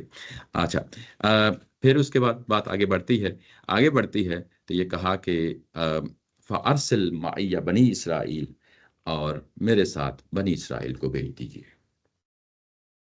اب یہاں پہ اس آیا کے اندر 105 میں ہمارے سامنے دو طرح کی چیزیں آ گئی، یہ بڑی امپورٹنٹ ہے، میں ذرا سلولی چل رہا ہوں تاکہ چیزیں جو ہے نا وہ اس میں کافی سوال بنتے ہیں۔ ہاں کافی سوال بنتے ہیں نا، ہاں یہ بہت بہت سوال بنتے ہیں۔ یہاں آپ دیکھیں تو دو طرح کے، یعنی حضرت موسیٰ علیہ السلام کو جو مشن دیا گیا ہے اس مشن کے اندر دو ایلیمنٹس ہیں، بڑے امپورٹنٹ ہیں، ایک رسول ہیں، اور دوسرے میرے ساتھ بنی اسرائیل کو بھیج دیجیے، یہاں سے نکلنا چاہتے ہیں۔ یہ دونوں مشن ہیں، یعنی ڈے 1 کی سٹیٹمنٹ ہے، بڑی امپورٹنٹ سٹیٹمنٹ ہے۔ یہ دوسری سٹیٹمنٹ جو ہے نا کبھی کسی رسول نے نہیں اس کا اظہار نہیں کیا کہ میرے ماننے والوں کو یہاں سے نکلنے دیجیے، میرے قوم کو یہاں سے نکلنے دیجیے۔ انہوں نے یہاں پہ ایک خاص مطالبہ کیا ہے، تو گویا کہ یہاں پہ ان کے ذمہ دو ذمہ داریاں لگائی گئی ہیں، جیسے کہ رسولوں کے ساتھ مختلف قسم کی ذمہ داریاں لگائی گئی ہیں۔ ایک ان کی بنیادی ذمہ داری ہوتی ہے، وہ تو رسول ہوتے ہی۔ حضرت ابراہیم علیہ السلام کے بارے میں ہمیں معلوم ہے کہ ان کو بھی دو ذمہ داریاں دی گئی تھی۔ ایک ذمہ داری یہ تھی کہ انہوں نے اپنی قوم پہ رسالت کی، اور اس کے نتیجے میں جو بھی عذاب آیا، وہ قرآن مجید میں بیان نہیں ہوا لیکن ہمیں معلوم ہے، ذکر آیا ہے سورہ توبہ میں، حضرت ابراہیم علیہ السلام کی قوم پہ عذاب آیا، وہ کس نوعیت کا تھا وہ نہیں ہمیں پتہ، لیکن اس کے بعد ان کو دوسری ذمہ داری یہ دی تھی کہ اب آپ نے یہاں سے نکلنا ہے، نئے علاقے میں جانا ہے، نئے علاقے میں اپنی اولاد کو جو ہے نا جو ہوگی اس کو جو ہے نا ایک کو کنعان میں بسانا ہے، اور ایک کو جو ہے نا وہ مکہ میں بسانا ہے اسماعیل علیہ السلام کو اور اسحاق علیہ السلام کو. یہ ذمہ داریاں جو ہے نا ظاہر ہے کہ یہ خاص مشن ہے. ان کو امام بنا دیا گیا آئندہ آنے والی نسلوں کا, اور ایک نیا جو ہے نا سلسلہ شروع کیا. پہلے صرف رسول آتے تھے, تو اب ابراہیم علیہ السلام کے بعد رسول کے ساتھ پوری قوم کھڑی ہوا کرے گی. یعنی ایک طرح ان کو بھی نبوت کا منصب دے دیا گیا. نبوت یعنی یہ نہیں کہ وہی آئے گی پوری قوم کو, مطلب یہ ہے کہ اب وہ جو رسول جس مشن پہ کھڑے ہوتے ہیں, اب پوری کی پوری قوم جو ہے نا اس دعوت کے لیے بھی کھڑی ہوگی. تو اس کے لیے پہلے جو ہے نا بنی اسرائیل کا انتخاب کیا گیا, پھر اس کے بعد بنی اسماعیل کا انتخاب کیا گیا, جس میں ہم نبی محترم صلی اللہ علیہ وسلم کی ذات والا صفات ظاہر ہے کہ بنی اسماعیل اور اسماعیل علیہ السلام ظاہر ہے کہ اسی میں آتے ہیں. تو یہ یہاں پہ اب جو ہے نا یہاں بنی اسرائیل کا لفظ جو ہے نا وہ سامنے آ جاتا ہے کہ میرے ساتھ بنی اسرائیل کو, ان کو معلوم ہے کہ بنی اسرائیل کون ہے, ان کو میرے ساتھ جانے دیا جائے. اب یہاں پہ دو مشن ہیں, یہ بڑا امپورٹنٹ ہے کہ دو مشن ہیں. ایک مشن رسول ہے اور دوسرا مشن کیا ہے, یہ کہ بنی اسرائیل کو میرے ساتھ جانے دیجئے. ڈے ون ان کے ساتھ جو ہے نا یہ چیزیں بلٹ ان ہے. اچھا, یہ تورات نے بھی اس کا ذکر کیا ہے کہ تورات جو ہے نا ایک سٹیپ آگے بڑھتی ہے. ہمیں جو پہلی وحی آتی ہے جس کا کوہ طور پہ ذکر آتا ہے, وہاں قرآن مجید سے یہ چیز ثابت نہیں ہے, لیکن تورات یہ کہتی ہے کہ پہلی وحی میں یہ بتا دیا گیا تھا کہ ایک طرف فرعون کی طرف جانا ہے اور دوسرا کام جو ہے نا وہ بنی اسرائیل کو لے کے جانا. ہو سکتا ہے یہ بات درست ہو, لیکن ظاہر ہے کہ قرآن نے اس چیز کا ذکر نہیں کیا. اچھا, اور اس کے بعد تورات یہ بھی کہتی ہے کہ جب وہ آئے ہیں وہاں سے, تو انہوں نے سب سے پہلے بنی اسرائیل کے بزرگ ہیں ان کو اکٹھا کیا ہے اور ان کو کہا ہے کہ ہم نے یہاں سے نکل جانا ہے, ہم اب یہاں پہ نہیں رہنا. یعنی اپنی قوم کو بھی, بنی اسرائیل کو یہ بات کہتے ہیں کہ ہم نے یہاں نہیں رہنا, یہاں سے نکل جانا ہے. اس کے بعد تورات یہ بھی کہتی ہے, جس طرح قرآن یہاں پہ کہہ رہا ہے, تورات یہ بھی کہتی ہے کہ جب فرعون کے پاس جاتے ہیں حضرت موسیٰ علیہ السلام, تو وہاں پہ بھی یہ بات رکھتے ہیں.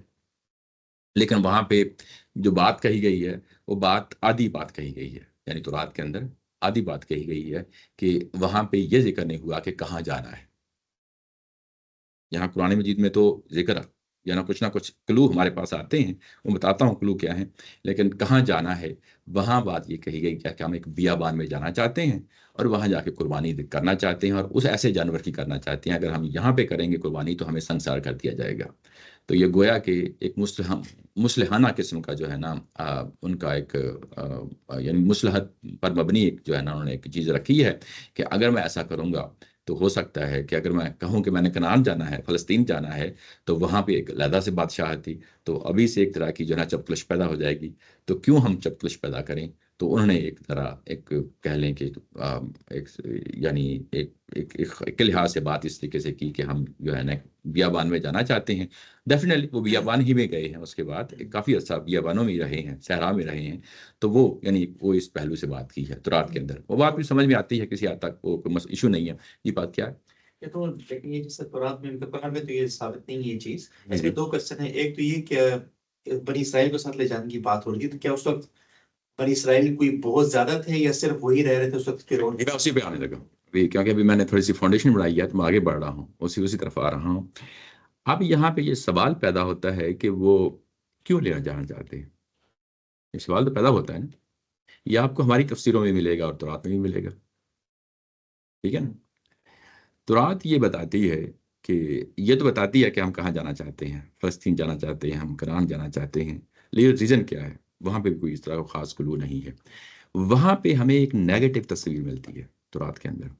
وہ نیگیٹو تصویر یہ ہے کہ موسیٰ علیہ السلام کو ایک بطور نیشنلسٹ لیڈر کے طور پہ جو ہے پیش کیا گیا ہے وہاں پہ, کہ وہ وہاں پہ غلامی تھی, غلامی سے نجات دلانا چاہتے تھے. ایک قوم کا جو ایک ہیرو ہوتا ہے نا, سیاسی ہیرو, یعنی اس تصور میں جو ہے نا تورات اس کو پیش کرتی ہے. اور یہ رنگ کم و بیش ہماری تفسیروں کے اندر بھی آ گیا ہے.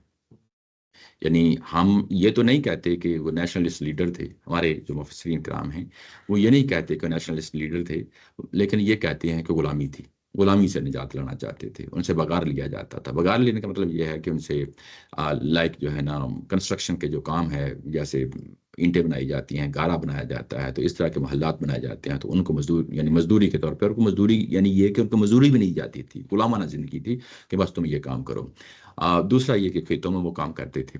تو یہ ظاہر ہے کہ ایک تصور پیدا ہوتا ہے کہ اچھا وہ غلامی سے نجات دلانا چاہتے ہیں, اللہ تعالیٰ کی ذات کو جو ہے نا اس قوم پہ رحم آ گیا اور اس پہ جو ہے نا اس غلامی سے نجات دلانا چاہتی ہے. یہ ہمارے ہاں بھی یہی چیز کم و بیش یہی پائی جاتی ہے. آپ کسی بھی تفسیر کو اٹھا کے دیکھ لیں یہ چیز بیان ہوئی ہے. یہاں پہ ایک بہت اہم پوائنٹ ہے، اس کے اندر جو ہے نا ایک بہت اہم پوائنٹ ہے. یہ آپ کو میرے علم کی حد تک، میں یہ دعویٰ نہیں کر رہا، میرے علم کی حد تک صرف آپ کو البیان میں ملے گا. یعنی استاد محترم جاوید احمد گامدی صاحب کی جو ہے نا یہی البیان ہے، اسی کے اندر ملے گا. یہ آپ کو باقی جگہوں پہ نہیں ملے گا. باقی جگہوں پہ آپ کلو لیس ہیں کہ یہ بنی اسرائیل کا تقاضا کیوں کیا گیا ہے کہ ان کو جو ہے نا جانے دیا جائے. یہ چیز واضح ہے کہ ابھی ہم یعنی اس پورے واقعے پہ ابھی سٹل جو ہے نا بڑی ابتدائی ہے. آگے چل کے کافی 40-50 جو ہے نا آیتیں آئیں گی اور اس میں ساری تفصیل واضح ہو جائے گی. یہاں پہ شروع میں جو چیزیں اسٹیبلش ہوئی ہیں، میں آپ کے پہلے وہ چیز جو ہے نا جو اسٹیبلش ہوئی ہے آپ کے ذہن میں وہ بیٹھ جائے کہ وہ چیز کیا ہے جو اسٹیبلش ہوئی ہے. ابھی تک اسٹیبلش کیا ہوا ہے؟ اسٹیبلش یہ ہوا ہے کہ اس قوم پہ بطور رسول آ گئے ہیں. اس دعوت کے نتیجے میں اب جو ہے نا عذاب آنا ہی آنا ہے. یہ تو انڈرسٹوڈ ہے نا، یہ بات اسٹیبلش ہو گئی، یہ بات اسٹیبلش ہو گئی. اچھا، جب اس قوم پہ اور ساتھ یہ بھی کہا کہ ان کو جو ہے نا لے کے اب جانا ہے، کسی جگہ پہ جانا ہے، یہ دونوں چیزیں آ گئی. رسول کے نتیجے، دعوت کے نتیجے میں عذاب برپا ہو جانا ہے، اب ہم نے کہیں جانا ہے. یہ ساری چیز ابھی یہی بات ہو رہی ہے، میں اس کو سمرائز کر کے بتایا ہے. لیکن جب عذاب آتا ہے اور وہ کہاں جاتے ہیں، اس کو آیا نمبر جو ہے وہ 137 میں جا کے جو ہے نا بیان ہوا ہے. اب آپ کے سامنے میں کھولتا ہوں. 136 میں یہ کہا گیا فَانْتَقَمْنَا مِنْهُمْ فَأَغْرَقْنَاهُمْ فِي الْيَمِّ بِأَنَّهُمْ كَذَّبُوا بِآيَاتِنَا وَكَانُوا عَنْهَا غَافِلِينَ. کیونکہ انہوں نے ہماری آیات کی تکذیب کر دی تھی. یہ بات اسٹیبلش ہو گئی نا، ہماری جو ابتدائی آیات ہے وہاں سے بھی اسٹیبلش ہو جاتی ہے کہ انہوں نے ہماری آیات کی تکذیب کر دی تھی اور اس کے نتیجے میں ہم نے ان کو غرق کر دیا، دریا میں، سمندر میں غرق کر دیا. یہ کہا نا، یہ پہلا حصہ ہے. یعنی رسول آنا، رسول کی دعوت کے نتیجے میں برپا ہونا، ایک عذاب آ جانا، یہ پہلا حصہ پورا ہو گیا. اب یہ جو دوسرا پہلو تھا کہ میں ان کو نکال کے لے جانا چاہتا ہوں، اس کا ذکر بھی ساتھ ہی اللہ تعالیٰ کی ذات نے کیا ہے، اسی جگہ پہ کیا ہے 137 میں. 136 میں کہا کہ میں نے ان کو کیا کیا ہے، میں نے ان کو یعنی عذاب دیا ہے نا، غرق کر دیا ہے. یہ واضح ہو گیا. اب وہاں پہ دوسرا پہلو تھا، اوپر والی آیات میں دوسرا پہلو تھا. وہ دوسرا والا پہلو جو ہے نا 137 ساتھ ہی جوڑ کے بات کہی ہے، علیحدہ بات نہیں کہ جوڑ کے بات کہی ہے. وَأَوْرَثْنَا الْقَوْمَ الَّذِينَ كَانُوا يُسْتَضْعَفُونَ، اور ہم نے وارث بنا دیا اس قوم کو جو ہے نا جو جن کو دبا کر رکھا گیا تھا. اور کس کا وارث بنا دیا گیا؟ مشارق الارض و مغاربہا، اور ایسی سرزمین کا، التی بارکنا فیہا، ایک ایسی سرزمین کا جو ہے نا ہم نے مالک بنا دیا جس میں ہم نے برکتیں ہی برکتیں رکھی ہیں، جس میں ہم نے برکتیں ہی برکتیں رکھی ہیں. اب یہ زمین کون سی ہے جس کے اندر برکتیں ہی برکتیں رکھی ہیں؟ فلسطین کی زمین ہے، فلسطین کی زمین ہے، کنعان کی زمین ہے. یہ اصل میں جب آباد کیا گیا ہے تو اس وقت بھی یہی الفاظ استعمال ہوئے ہیں. سورہ بقرہ میں جو ہے نا اگر آپ دیکھیں، سورہ آل عمران میں دیکھیں، سورہ بنی اسرائیل میں دیکھیں تو یہی الفاظ استعمال ہوئے ہیں، بارکنا بارکنا. اور وہاں پہ اس کو مقدس زمین کہا گیا ہے. سورہ مائدہ کے اندر مقدس زمین کہا گیا ہے. یہ الفاظ صرف اور صرف مکہ کے لیے استعمال ہوئے ہیں، اور یہ الفاظ صرف اور صرف کنعان کے لیے استعمال ہوئے ہیں، بیت المقدس کے لیے جو ہے نا استعمال ہوئے ہیں. آپ سمجھ رہے ہیں نا؟ تو یعنی یہ الفاظ صرف 2 سرزمینوں کے لیے رکھے گئے ہیں. یہ کیوں رکھے گئے ہیں؟ اب وجہ بتائی جائے گی کہ کیوں رکھے گئے ہیں. اس لیے کہ یہ تو حضرت ابراہیم علیہ السلام کا مشن تھا کہ اپنی نسلوں میں سے 2 نسلوں کو جو ہے نا، ایک کو بیت المقدس جو ہے نا فلسطین میں آباد کیا جائے گا، ایک کو بیت اللہ یعنی مکہ میں آباد کیا جائے گا. اب یہ لوگ جو ہے نا اس جگہ سے ہٹ گئے ہیں، چلے گئے ہیں یوسف علیہ السلام کے زمانے میں. اب ان کو دوبارہ واپس لانا ہے اور ان کو وہ پوزیشن دینی ہے جس میں ابراہیم علیہ السلام امام کے منصب پہ آ جائیں، کہ قومیں کی قومیں اٹھیں گی اور ان کے وہ یعنی امام ہوں گے. مطلب یہ ہے کہ جو کام دور اول میں رسولوں نے کیا، رسولوں نے صرف انفرادی حیثیت سے کیا. حضرت نوح علیہ السلام آتے ہیں، اکیلے آتے ہیں، یعنی قوم ان کے ساتھ کھڑی نہیں ہوتی. ایسے ہی یہ معاملہ حضرت ابراہیم علیہ السلام تک ایسے ہی چلتا ہے. آگے اللہ تعالیٰ کی ذات نے اپنا جو ہے نا یہ جو طریقہ کار تھا اس کو چینج کیا ہے. اس کو چینج کرنے کا مطلب یہ ہے کہ اب رسول جو ہے نا ان کے ساتھ پوری قوم کھڑا ہوا کرے گی. یعنی موسیٰ علیہ السلام کے ساتھ بنی اسرائیل کو کھڑا کیا گیا ہے، حضرت محمد صلی اللہ علیہ وسلم کو اس کے ساتھ بنی اسماعیل کو جو ہے نا کھڑا کیا گیا ہے. تو ان کو خاص ایک منصب دیا گیا ہے، خاص ذمہ داریاں دی گئی ہیں. نبوت کے مقام پہ تو نہیں کھڑا کیا جائے، لیکن جو الفاظ کہ جو ہم استفاء کا لفظ استعمال ہوتا ہے، اجتباء کا لفظ استعمال ہوتا ہے، جو رسولوں کے لیے اور نبیوں کے لیے استعمال ہوتا ہے، وہی لفظ جو ہے نا ان قوموں کے لیے استعمال ہوا ہے، ایک خاص کریکٹر ہے جو دیا گیا ہے۔ تو اب اس کا مطلب یہ ہے کہ یہ جو سرزمینیں ہیں یہ اب سینٹر بنیں گی، اور یہ قومیں دنیا کے سامنے شہادت حق کی گواہی دیں گی کہ دین سیکھنا ہے تو ہم سے آ کے سیکھو، دین سیکھنا ہے تو ہم سے آ کے سیکھو۔ ہم جو ہے نا دنیا کو سامنے جو ہے نا دین کو پیش کریں گے۔ پہلی دور میں کس کو پیش کیا گیا؟ حضرت اسحاق علیہ السلام کی جو ہے نا اولاد ہے، بنی اسرائیل جس کو کہا جاتا ہے، اور دوسرے دور میں اس کو بنی اسماعیل، حضرت محمد صلی اللہ علیہ وسلم کی اولاد کو جو ہے نا ظاہر ہے کہ اس خانوادے کو، اس پوری جو ہے نا قبیلے کو، بنی اسماعیل کی جو ہے نا اولاد کو کھڑا کیا گیا ہے۔ جو ان کے ساتھ کھڑے ہوتے ہیں وہ بھی اسی کا حصہ بن جاتے ہیں۔ آج ہم کھڑے ہیں تو ہم بھی اسی بنی اسماعیل کا حصہ ہیں۔ بنی اسرائیل کے ساتھ جو ہے نا جو غیر بنی اسرائیل قومیں تھیں، جب وہ اسلام قبول کیا انہوں نے، تو وہ بنی اسرائیل کا حصہ ٹھہری۔ تو یہ اصل میں وہ مقام اور وہ جگہ ہیں جہاں پہ جو ہے نا ان کو، یعنی ان قوموں کو کھڑا کیا گیا ہے، یہ قوموں کے ظہور کی جگہ ہیں۔ تو حضرت موسیٰ علیہ السلام کو جب یہ کہا گیا کہ ان کو جانے دیں، تو اب وہ وقت آ گیا ہے جس وقت کے لیے جو ہے نا ان کو کھڑا کیا گیا تھا۔ اگر ہم اس کا نیچے حاشیہ پڑھیں تو میں آپ کو بتا دیتا ہوں، اگر حاشیہ نیچے جو ہے وہ استاد محترم نے لکھا ہے، اور یہ بڑا یونیک حاشیہ ہے۔ یہ میں بتا رہا ہوں نا کہ مجھے نہیں معلوم کہ کسی اور نے یہ لکھا ہو، لیکن یہ صرف اور صرف جو ہے نا آپ کو البیان میں ملے گا۔ دوسرے مقامات میں تصریح ہے کہ موسیٰ علیہ السلام نے صرف یہ مطالبہ ہی نہیں کیا، اس کے ساتھ انبیاء علیہ السلام کے عام طریقے کے مطابق فرعون کے آیان و اکابر کی توحید اور معاد کا مطلب آخرت پر ایمان اور خشیت و تذکرہ کی دعوت دی، اور اپنے غیر معمولی معجزات سے ان پر اتمام حجت بھی کر دیا، جس کے نتیجے میں وہ عذاب الہی میں گرفتار ہوئے۔ بنی اسرائیل کو اپنے ساتھ لے جانے کا یہ مطالبہ بھی معاذ اللہ کسی قوم پرست لیڈر کی طرف سے اپنی قوم کو غلامی سے چھڑانے کا مطالبہ نہیں تھا۔ اب وہ نگیٹ کر رہے ہیں تورات کی بات کو بھی، اور ہمارے ہاں بھی جو یہ چیز اس طریقے سے لوگوں نے پیش کیا اس کی نفی کر رہے ہیں، بلکہ خدا کی اس اسکیم کو بروئے کار لانے کے لیے تھا جس کے تحت سیدنا ابراہیم علیہ السلام کی ضروریت کو عالمی سطح پر ابلاغ دعوت اور اتمام حجت کے لیے منتخب کیا گیا۔ اس اسکیم کے مطابق یہ ضروری تھا کہ انہیں ایک خاص علاقے میں بات کر کے وہاں دعوتی حق کا مرکز قائم کیا جائے۔ بابل کی کتاب خروج کے مطالعے سے معلوم ہوتا ہے کہ موسیٰ علیہ السلام نے یہ اسکیم پوری فرعون اور کے درباریوں پر واضح نہیں فرمائی تھی۔ یہ میں نے پہلے واضح کر دیا، لیکن یہ چیز آپ کے سامنے آ گئی ہے کہ اصل میں یہ جو دوسرا مطالبہ ہے اس کی ریزن کیا ہے۔ اب یہ چیزیں قرآن سے ثابت ہو گئیں، یہ چیزیں یعنی کسی اندازے پہ نہیں ہیں، یعنی کسی قیاس پہ نہیں ہیں، باقی چیزیں جو ہے نا وہ قیاس پہ مبنی ہیں۔ اب کسی جگہ کوئی آپ کو یہ کہے کہ وہ غلامی سے نجات دلانا چاہتے تو ہم یہ کہیں گے کہ نہ، یہ قرآن کا تصور نہیں ہے، قرآن کا تصور نہیں ہے۔ قرآن نے خود جو ہے نا آیہ نمبر 137 میں بتا دیا ہے کہ یہ مقصد کیا تھا، اور اس کے نتیجے میں پھر وہ غلامی سے بھی آزاد ہو جائے گا۔ وہ سیکنڈری چیز ہے، وہ سیکنڈری چیز ہے، سیکنڈری چیز ہے، وہ ایک سیکنڈری چیز ہے۔ لیکن جو قرآن کا اپنا بیان ہے کہ یہ کیوں مطالبہ کیا گیا کہ جو ہے نا یہ اچھا۔ اس کے بعد ایک اور بات آپ سے آ جاتی ہے، سامنے آ جاتی ہے۔ اگر فرض کیا کہ فرعون اور فردون کے سردار ایمان لے آتے تو پھر کیا ہوتا؟ کیا ہوتا؟ پھر بھی ان کو ہجرت تو کرنی، غلامی سے تو نجات مل جاتی، غلامی سے نجات مل جاتی، لیکن یہ جو دوسرا مشن ہے کیا وہ اپنا مشن جاری رکھتے کہ نہ رکھتے؟ یعنی دوسرے مشن تو جاری رکھنا پڑتا، یعنی اگر وہ ابراہیم علیہ السلام کے مطابق۔ ہاں، وہ میں کہنے کا مطلب یہ ہے کہ اگر وہ ایمان لے آتے فرعون اور فردون کے سردار، اس کے باوجود بھی انہیں وہیں جانا تھا، ہاں، اس کے باوجود بھی انہیں عذاب ٹل جاتا۔ ہاں، لیکن اگر دوسرا جو پہلو ہے نا جو آپ کہہ رہے ہیں، دوسرا پہلو اگر اس کو مان لیا جائے کہ اس کا مقصد صرف غلامی سے نجات تھا، تو وہ تو مقصد پورا ہو گیا، پھر ان کے جانے کا فائدہ کیا؟ ہاں، وہ پھر ابراہیم علیہ السلام والی بات نہیں ہوتی، اور نہیں ہوتی نا۔ ہاں، تو یہ بیسیکلی دونوں میں تھوڑا بہت کنٹراڈکشن آ جاتا ہے۔ اس کو کلیئرٹی کے لیے میں نے یہ کہا کہ اگر فرض کیا کہ جو ہے نا ایمان لے آتے تو پھر بھی یہ کام ہونا ہی ہونا تھا، وہ ہونا ہی ہونا تھا۔ اس لیے اب یہ چیز جو ہے کہ وہ ایک قوم پرست رہنما یا غلامی کا جو تصور ہے وہ بھی اس کی ایک طرح کی نفی ہو جاتی ہے۔ بات میری سمجھ رہے ہیں نا، ایک طرح اس کی نفی ہو جاتی ہے۔ یہ اصل میں یہ ایک ڈفرینٹ مشن ہے جس کے لیے پیغمبروں کو ایک مشن دیا جاتا ہے، اور وہ مشن ہی ہوتا ہے۔ وہ جو دنیاوی تصورات ہوتے ہیں نا کہ غلامی کے نجات دلانا جو ہے، یہ دنیاوی تصور ہے، یہ قومیں اپنے طور پہ کرتی رہتی ہیں، اپنی مرضی سے کرتی رہتی ہیں۔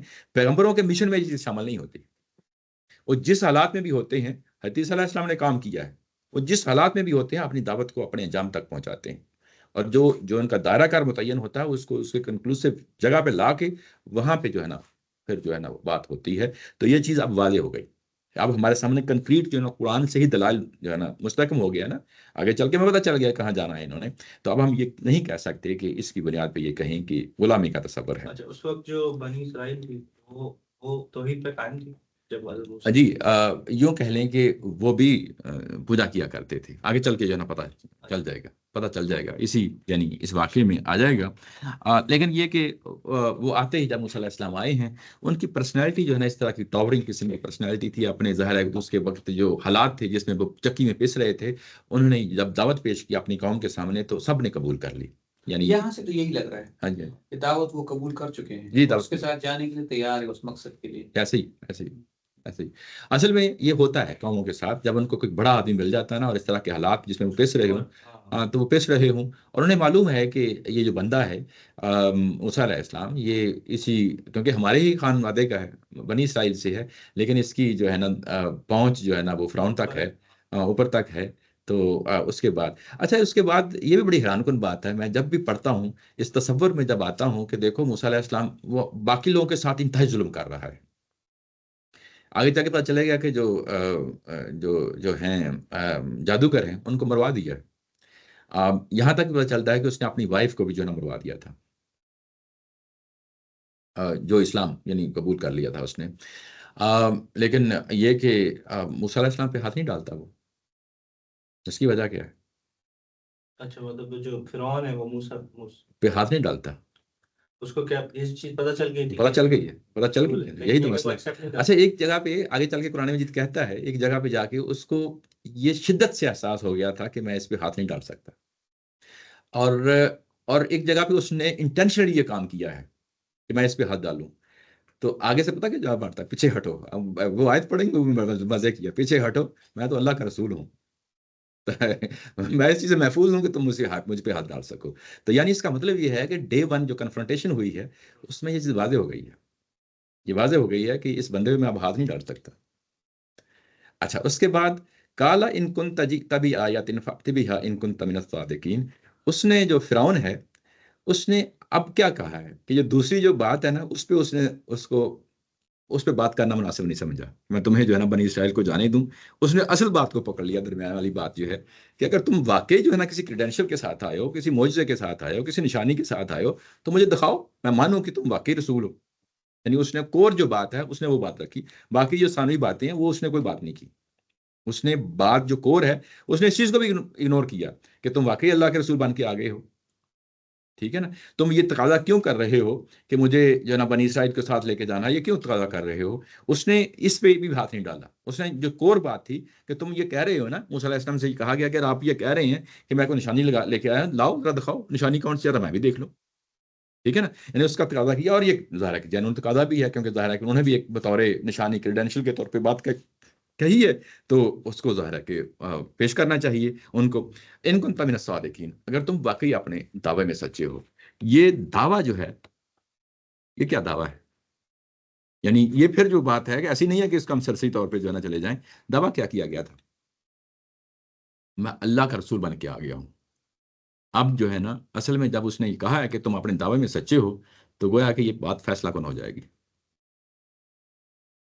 اگر تم نے یہ ثابت کر دیا تو یہ بات فیصلہ کن ہو جائے گی، اور فیصلہ کن ہو جائے گی اگر تم نے یہ دعویٰ جو کیا ہے کہ میں رسول بن کے آیا ہوں اور اس کے لیے میرے پاس نشانی ہے، ذرا لاؤ دکھاؤ کیا نشانی ہے، ذرا میں بھی دیکھ لوں. یعنی گویا کہ فرعون نے بھی اس کو نشانی بطور نشانی نہیں لیا، بلکہ اس نشانی کو بھی رسول کے ساتھ جا کے جو لنک کر دیا کہ اگر تم اس وعدے میں اس دعوے میں سچے ہو کہ میں رسول ہوں تو پھر لاؤ نشانی پیش کرو، دکھاؤ وہ کون سی ہے. یہ ایسے ہی جیسے کہیں کہ کوئی سفیر آتا ہے کہ ڈاکومنٹس پیش کرتا، دکھاؤ اپنے ڈاکومنٹس دیکھ تو لوں کہ آپ کس ملک کے سفیر جو ہے نا ہمارے پاس آئے ہیں بن کے.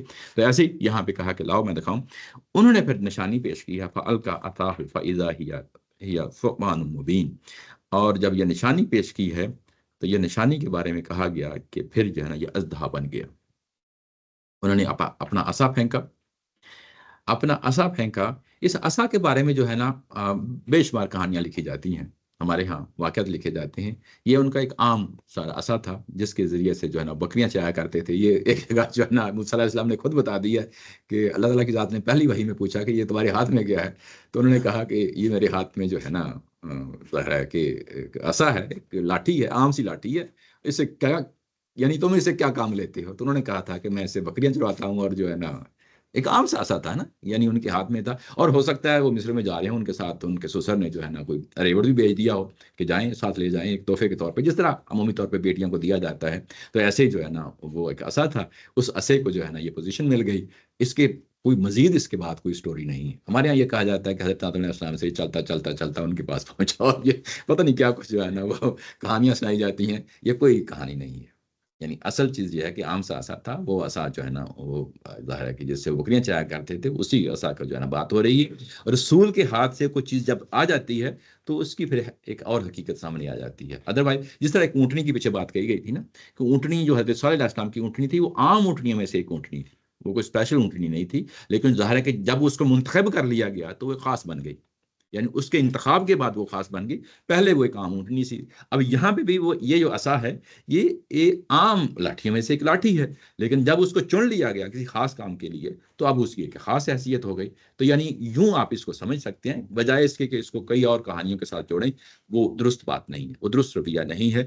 یہ کہ یہ عصا جو ہے اس کو جب انہوں نے پھینکا، عصا پھینکا، فعالکا کا مطلب پھینکنا ہوتا ہے، جب انہوں نے پھینکا تو فائزہ، تو فائزہ کا جب اس طریقے سے آتا ہے تو اس کا مطلب یہ ہوتا ہے کہ یعنی جو اچانک صورتحال پیدا ہو جاتی ہے اس کے لیے فائزہ کا لفظ آ جاتا ہے۔ تو یہاں ترجمے میں اگر آپ دیکھیں تو یہ اس پر موسیٰ علیہ السلام نے اپنی لاٹھی ڈال دی تو یکا یک، اب یہاں پہ یکا یک جو ہے نا وہ کس کا ترجمہ ہے؟ وہ فائزہ کا ترجمہ ہے۔ تو یکا یک جو ہے نا وہ ایک اژدہا بن گئی، وہ سانپ بن گئی، اژدہا نیچے ترجمہ کیا گیا ہے، سانپ بن گئی۔ یہاں پہ مبین لفظ آیا ہے، مبین کا لفظ قرآن مجید کے لیے بھی آیا ہے، ٹھیک ہے نا؟ یعنی یہ لفظوں پہ بھی ہم ظاہرہ ڈیرا لگاتے ہیں۔ مبین کا کیا مطلب ہے؟ یعنی وہ جیتا جاگتا جو ہے نا وہ ترجمہ انہوں نے نیچے ترجمہ بھی کیا ہے جیتا جاگتا، یعنی ایک جیتا جاگتا جو ہے وہ اژدہا بن گیا۔ اچھا، جیتا جاگتا یہ کیا چیز ہے؟ یعنی کہ وہ ریئل ہے، ایسا نہیں ہے کہ جادو کے زور پہ ہے، ایسا نہیں ہے کہ جادو کے زور پہ ہے۔ جو چیز جادو پہ زور پہ ہوتی ہے اس کی حقیقت کچھ اور ہوتی ہے، اور یہاں پہ جب یہ کہا گیا کہ مبین تو اس کا مطلب یہ ہے کہ جیسا کہ اژدہے کو ہونا چاہیے ویسا ہی تھا، کوئی اور چیز نہیں تھی۔ ہاں، ایلوژن نہیں تھی، یعنی ڈیلوژن اور ایلوژن جو آپ جانتے ہیں انگلش کے ورڈ ہیں، یہ وہ نہیں تھی، ٹھیک ہے نا؟ یعنی یہ ایک حقیقت پہ مبنی جو ہے نا مبین کا لفظ لا کے یہ بتایا گیا کہ یہ حقیقتاً ایسا ہی تھا۔ جب قرآن مجید کے بارے میں مبین کہا جاتا ہے تو اس کا مطلب یہ ہے کہ چیز واضح ہے، اس کے الفاظ واضح ہیں، اس کے اندر کوئی دوسرا مفہوم داخل نہیں کیا جا سکتا، جو یہ کہتا ہے وہ وہی بات کہتا ہے۔ یعنی قرآن مجید کے بارے میں جب یہ کہا جاتا ہے تو اس کا مطلب یہ ہے کہ یہ الفاظ زندہ جاگتا الفاظ ہیں، یعنی اس کے اندر آپ کو ٹیڑھ میڑھ داخل نہیں کی جا سکتی۔ تو ایسے ہی جب یہاں پہ یہ کہا گیا ہے کہ سبحان مبین، اس کا مطلب یہ ہے کہ یہ ایسے ہی ہے جیسا کہ وہ ہوتا ہے، کوئی اور چیز نہیں ہے۔ اس کے بعد ہے وَنَضَعَ، دوسرا اب جو ہے نشانی پیش کی جا رہی ہے، یعنی پہلی نشانی جو ہے نا پیش کر دی، دوسری نشانی پیش کی جا رہی ہے وَنَضَعَ يَدَهُ فَإِذَا هِيَ بَيْضَاءُ لِلنَّاظِرِينَ، انہوں نے اپنا ہاتھ جو ہے نا کھینچا، کہاں سے کھینچا؟ دوسری جگہ میں معلوم ہوتا ہے پی جائی بھی، یعنی اپنے انہوں نے گرے بان سے نکالا، بغل سے نکالا، گرے بان سے نکالا، ایک ہی بات ہے، وہ نکالا۔ اور ندا کا مطلب ہوتا ہے کہ ایسے نکالنا جیسے تھوڑا سا تیزی کے ساتھ جو ہے نا نکالنا، تو وہ اس کے اندر بلٹن ہے ندا کے اندر جو ہے نا، جب انہوں نے نکالا اپنا ہاتھ تو وہ ہاتھ کیسا تھا؟ وہ ہاتھ جو ہے وہ چمکتا ہوا ہاتھ تھا، سفید ہاتھ تھا، چمکتا ہوا ہاتھ تھا، سفید بھی ترجمہ کر لیا جاتا ہے، نیچے اگر انہوں نے دیکھیں تو انہوں نے چمکتا ہوا جو ہے نا یہ کیا ہے، چمکتا ہوا نا۔ یہ بعض اوقات کنفیوژن پیدا ہوتی ہے، برس کا جو مرض ہوتا ہے نا، قرآن مجید کو اس کو بھی بعض جگہ دوسری جگہ پہ اس کو رفع کیا ہے اس اعتراض کو، لیکن یہ کہ یہ چمکتا ہوا ہاتھ تھا۔ اور یہاں پہ بھی دفعتن کا لفظ آ گیا، کیونکہ دفعتن یہاں پہ فائزہ کا ترجمہ کیا ہے کہ وہ دفعتن یعنی جب نکلا ہے تو اس کے بعد اچانک جو ہے نا ایسے لگ رہا تھا کہ جیسے چمکتا ہوا ہاتھ ہے، للناظرین، دیکھنے والوں کے لیے۔ دیکھنے والوں کے لیے یہاں پہ اللہ تعالیٰ کی ذات نے کوئی اور لفظ استعمال نہیں کیا، اور الفاظ بھی ہوتے ہیں دیکھنے والوں کے لیے، لیکن یہاں پہ ناظرین کا لفظ استعمال کیا ہے۔ تو یہ ناظرین جو ہے یہ اس کا مطلب یہ ہوتا ہے کہ یہ نظرہ کا جو عربی کا لفظ ہے اس کا مطلب غور و خوض بھی کرنا ہوتا ہے، کرنا ہے۔ تو اگر کوئی شخص جو ہے نا اس پہ تدبر کرتا، غور و فکر بھی کرتا، تو وہ اس کو یہاں پہ حقیقی طور پہ یہ واقعہ نظر آتا، یعنی یہاں پہ بھی حقیقت پہ مبنی بات کہی جا رہی ہے کہ یہ جو کچھ ہوا یہ حقیقتاً ایسے ہی ہوا۔ اس کے بعد کیا ریاکشن آتا ہے، یعنی جو دوسری طرف سے کیا ریاکشن آتا ہے؟ اب ظاہر ہے کہ یہ دونوں واقعات کریڈینشیل اپنا پیش کر دیا گیا، بتا دیا گیا، اب ان کا امپریشن آنا ہے۔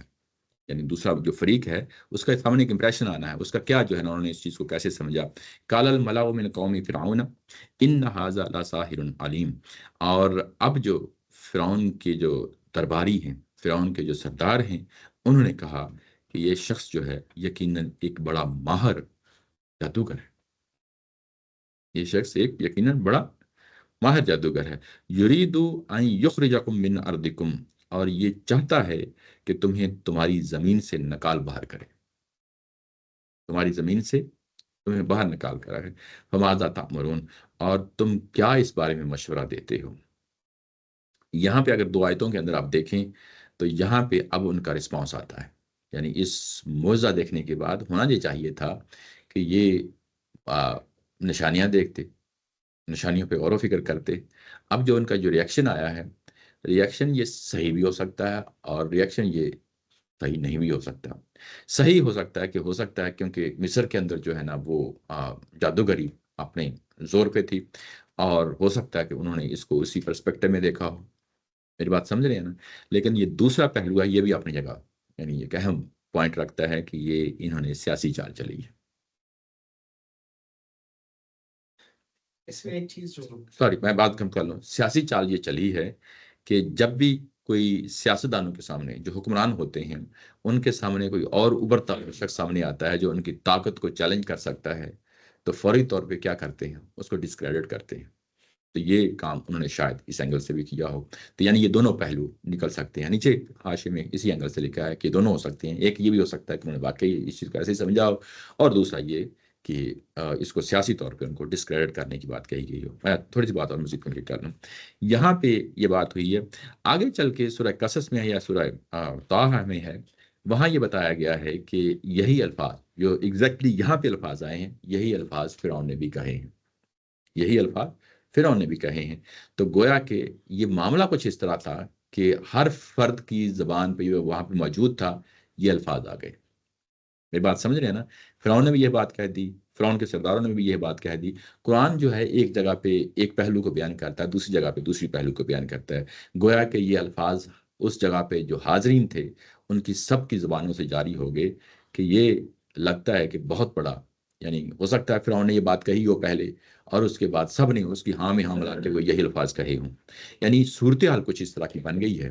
یعنی ہوتا ہے نا بعض اوقات کہ ایک صورتحال ایک اس طرح کی بن جاتی ہے، اور درمیان میں سے کوئی ایک شخص ایک بات کرتا ہے، ایک جملہ جواب میں کہتا ہے، اس کے بعد پورے کے پورے جو حاضرین بیٹھے ہوتے ہیں وہی جملہ بیان کرنا شروع کر دیتے ہیں. یہ ایسے ہی ہے، یہ ایسے ہی ہے، یہ ایسے ہی ہے. بات سمجھ رہے ہیں نا. تو ہو سکتا ہے یہ فرعون نے بات کہی ہو، فرعون نے جیسا کہ دوسری جگہ بیان ہوا ہے اور اس کے کہنے پہ جو ہے نا انہوں نے یہ کہا ہو، یا ہو سکتا ہے کہ فرعون اور ان کے ساتھ سب نے ایک ہی وقت میں یہی الفاظ کہے ہوں. یعنی ان کا ایک کولیکٹیو جو ہے نا جو ان کا رسپانس ہے وہ سب کا یعنی سامنے آ جاتا ہے. اچھا، یہاں پہ ساحر علیم، ساحر کا مطلب آپ کو جادو ہے، علیم کا مطلب نالجیبل. لیکن نالجیبل جو ہے نا یہاں پہ اس کی بجائے، کیونکہ یہ فن ہے، آرٹ ہے، تو فن اور آرٹ کے لیے جب علیم کا لفظ آتا ہے تو اس کے لیے جو ترجمہ کیا جاتا ہے جیسا کہ جو ہے نا نیچے ترجمہ کیا گیا ہے کہ ماہر، ماہر یعنی ماہر کا جو ایڈیپٹ جس طرح انگلش میں کہتے ہیں اسکلفل، یعنی اس ماہر میں جو ہے نا اس کو لیا جا سکتا ہے. ساحر کا مطلب یہ کہ آپ کو پتہ ہی جادو ہے. اور اس کے بعد یہ ہمیں تمہیں جو ہے نا اپنی زمین سے نکالنا چاہتا ہے. اب یہاں پہ زمین سے نکالنا چاہتا ہے کیونکہ موسیٰ علیہ السلام جو ہے نا کافی عرصہ جو ہے نا تقریباً 15 سال 10-15 سال جو ہے نا وہاں سے غائب رہے ہیں. جب واپس آئے ہیں تو ان کی پرسنالٹی کا ایک زور تھا، وہ ایک اپنی جگہ تھا. ہو سکتا ہے کہ ان کے ذہنوں میں ہو یہ کوئی پلاننگ کر کے آیا ہے. اس کے بعد دوسری بات یہ کہ ہو سکتا ہے کہ کیونکہ بنی اسرائیل کے ساتھ کھڑے ہو گئے ہیں، اس کے ساتھ کھڑے ہو گئے ہیں، اور چانسز یہ ہیں کہ یہ جس طرح یہ مطالبہ بھی کر رہا ہے کہ ہمیں یہاں سے جانے دیا جائے، تو ہو سکتا ہے کہ یہاں سے چلے جائیں اور اس کے بعد جو ہمارے مخالفین ہیں سکتا ہے کہ وہاں پہ مخالفین بھی ہوں، فرعون اور فرعون کے جو ہے نا سرداروں کے، ان کے ساتھ ملی بھگت کے ساتھ گٹھ جوڑ کے ساتھ جو ہے نا بغاوت کرنا چاہتے ہوں. تو یہ یعنی ایک پہلو ہے، یعنی جس کو وہ جو دیکھنا چاہتے ہیں کہ یہ ہمیں ہماری زمین سے نکالنا چاہتا ہے، یعنی ہماری حکمرانی کے جو پہلو ہے اس کو جو ہے نا نکالنا چاہتا ہے. فماذا تأمرون، کہ تم پھر سب کو جو ہے نا، یہ صرف فرعون کو نہیں کہہ رہے بلکہ سب ایک دوسرے کو کہہ رہے ہیں کہ تمہارا کیا مشورہ ہے، تمہارا کیا مشورہ ہے. یعنی ہوتا ہے نا کولیکٹیولی بات کہی جاتی ہے کہ اب ہم کیا کریں، یعنی جس صورتحال میں پھنس گئے ہیں اب ہم یہ کیا کریں. جی بھی کیا کہہ رہے تھے سوال آپ کا؟ اوہ سوری یار یاد رکھا کریں میں ادھر سے تھوڑی سی بات ہوتا ہے نا فلو میں، تو وہ میں چاہتا ہوں کہ کمپلیٹ ہو جائے، تو وہ ایک دم سے کچھ آتا ہے ایک دم سپارک پھر وہ ہاں چلیں कोई फिर बात मुझे याद है फिर गंजनी कुछ में बताओ। ہیں करके फिर मुझे याद है फिर पूछना। ہاں کوئی مسئلہ نہیں، کوئی مسئلہ نہیں، چلیں اب آئے گا تو یہ 15 منٹ والا ہے نا، اگر وہ 15 منٹس اچھا اچھا چلیں. اچھا اس کے بعد یہ جو ابھی مشورے کی بات ہو رہی تھی نا، آپس میں سب لوگ مشورہ کر رہے تھے کہ اب کیا کیا جائے. اب اس کے بعد کولیکٹیولی جو ہے نا مشورہ کر کے جو ہے نا جواب دیتے ہیں کالو ارجے، اس کو اب جانے دیں، ٹال دیں، کچھ وقت کے لیے ٹال دیں.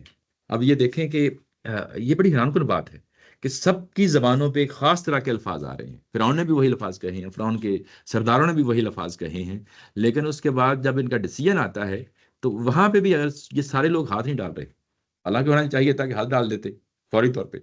یہاں پہ دو ہی بھائی تھے نا، موسیٰ علیہ السلام اور ہارون. یہ آگے بتایا گیا ہے کہ یہ دونوں بھائی ہیں. کالو ارجے ہوا اخا ہو، اس کو اور اس کے بھائی کو جانے دیں. اس کا مطلب یہ ہے کہ بھائی بھی ساتھ تھے، بھائی ہارون علیہ السلام بھی جو ہے نا وہ ساتھ تھے. اور یہ کہا گیا کہ ان کو اور ان کے بھائی کو جو ہے نا اب تھوڑا سا انتظار کریں، ان کو ٹال دیں، تھوڑی دیر کے لیے ٹال دیں. اچھا یہ ٹالنا اور یہ کرنا، یہ پھر ہاتھ نہیں ڈالنا، اس کو ٹال دیں. کیوں ٹال دیں؟ وجہ ہوگی نا. تو وجہ آگے بتائی گئی ہے کہ وہ وجہ یہ ہے کہ جب یہ ٹالنے کا معاملہ آتا ہے وہ ارسل فی المدائن حاشرین، اور اب جو ہے نا تم یہ کرو کہ تمام شہروں میں، مدینہ کی جمع مدائن ہے، مدن جمع بھی ہوتی ہے لیکن یہاں پہ مدائن آئی ہے، کہ اب تم جو ہے نا تمام جو ہے نا شہروں میں اپنے ہلکارے بھیجو. ہلکارے بھیجو. وہ کیا کریں گے؟ سب کو کلیکٹیولی جو ہے نا یا تو کا بکلی ساحرین علیم، جو بڑے بڑے جو ہے نا نالجیبل اسکلفل جو ہے نا جو ساحر ہیں، جادوگر ہیں، میجیشنز ہیں، ان کو لے کے آئیں. بڑے بڑے جو میجیشنز ہیں ان کو لے کے آئیں. اس کے بعد کہا ہے وجاء السحرۃ فرعون، اور جب جو ہے نا یہ سارے جادوگر آ گئے تو فرعون کے پاس آ گئے. اور اب یہاں پہ قرآن نے پھر جمپ لگایا ہے، یعنی یہ کہ وہ کتنا عرصہ لگا، کہاں کہاں لوگ بھیجے گئے، یہ نہیں بتایا. ٹھیک ہے نا. اور کب بلایا جائے گا یہ نہیں بتایا. یہ قرآن مجید نے دوسری جگہ بتایا کہ کب بلایا جائے گا. یہ جو ہے نا ایک خاص میلہ ہوتا تھا ان کے ہاں. اچھا اس میلے میں یہ ہو سکتا ہے کہ کچھ مہینے ہوں اس میلے کے لیے. اور پرانا زمانہ تھا، اب تو ظاہر ہے کہ آپ فوری طور پہ گاڑیاں بھیج دیتے ہیں. پرانے زمانے میں لوگ پیدل چلتے تھے، گھوڑوں پہ جاتے تھے اور لوگوں کو تلاش کرتے تھے. کون سا کوئی رجسٹر ہوتا تھا کہ ماہر جادوگر کون کون ہے، کہاں کہاں سے تلاش کرنا ہے، تو کئی مہینے لگے ہوں گے. اچھا یہ اب جو ہے نا جادوگر آ گئے، بظاہر ایسا لگ رہا ہے کہ اگلے دن ہی آ گئے، ایسا نہیں ہے. یعنی ٹائم لگا ہے، ٹائم لگا ہے. اور ایک خاص جو ہے نا میلے کا سامان تھا اور اس میں بہت بڑی بھیڑ کو اکٹھا کیا گیا تھا. ایسا نہیں، دوسری جگہ سے لگتا ہے کہ بہت بڑی بھیڑ کو اکٹھا کیا گیا ہے. اور اب یہ سارے جادوگر، سہارا کا لفظ آیا ہے، جمع آتا ہے ساحر کا، اور یہ تمام جادوگروں کو یعنی جن کو انہوں نے نامینیٹ کرنا تھا وہ آ گئے. اور اب وہ جادوگر جب آتے ہیں تو کالو، وہ کیا کہتے ہیں جادوگر، یعنی اپنی کیا بات رکھتے ہیں. یعنی یہ پورا جو ہے نا کام شروع ہونے سے پہلے، یہ جو مقابلہ ہے شروع ہونے سے پہلے، وہ کیا بات ہیں جو فرعون کے سامنے رکھتے ہیں. یہ کیا مکالمہ ہوتا ہے جادوگروں کا یعنی فرعون کے ساتھ. وہ یہ کہتے ہیں کہ ان لنا لا اجرن، کیا ہمیں جو ہے نا اجر بھی دیا جائے گا یا ہم سے کو مفت میں کام کروانا چاہے. یہ بنیادی طور پہ جو ہر پیشہ ور آدمی ہوتا ہے نا، یعنی میجیشین ہو جائے، مزدور ہو جائے، یا کوئی اور ایکس وائی زیڈ ہو جائے، وہ ایک پروفیشنل جو ایٹیکیٹس ہوتے ہیں، پروفیشنل جو ایتھکس ہوتی ہے، اس کے اندر جو ہے نا وہ پوچھ رہے ہوتے ہیں کہ اچھا اس سے بظاہر جو ہے نا ان کے گھٹیا پر اظہار ہو رہا ہے.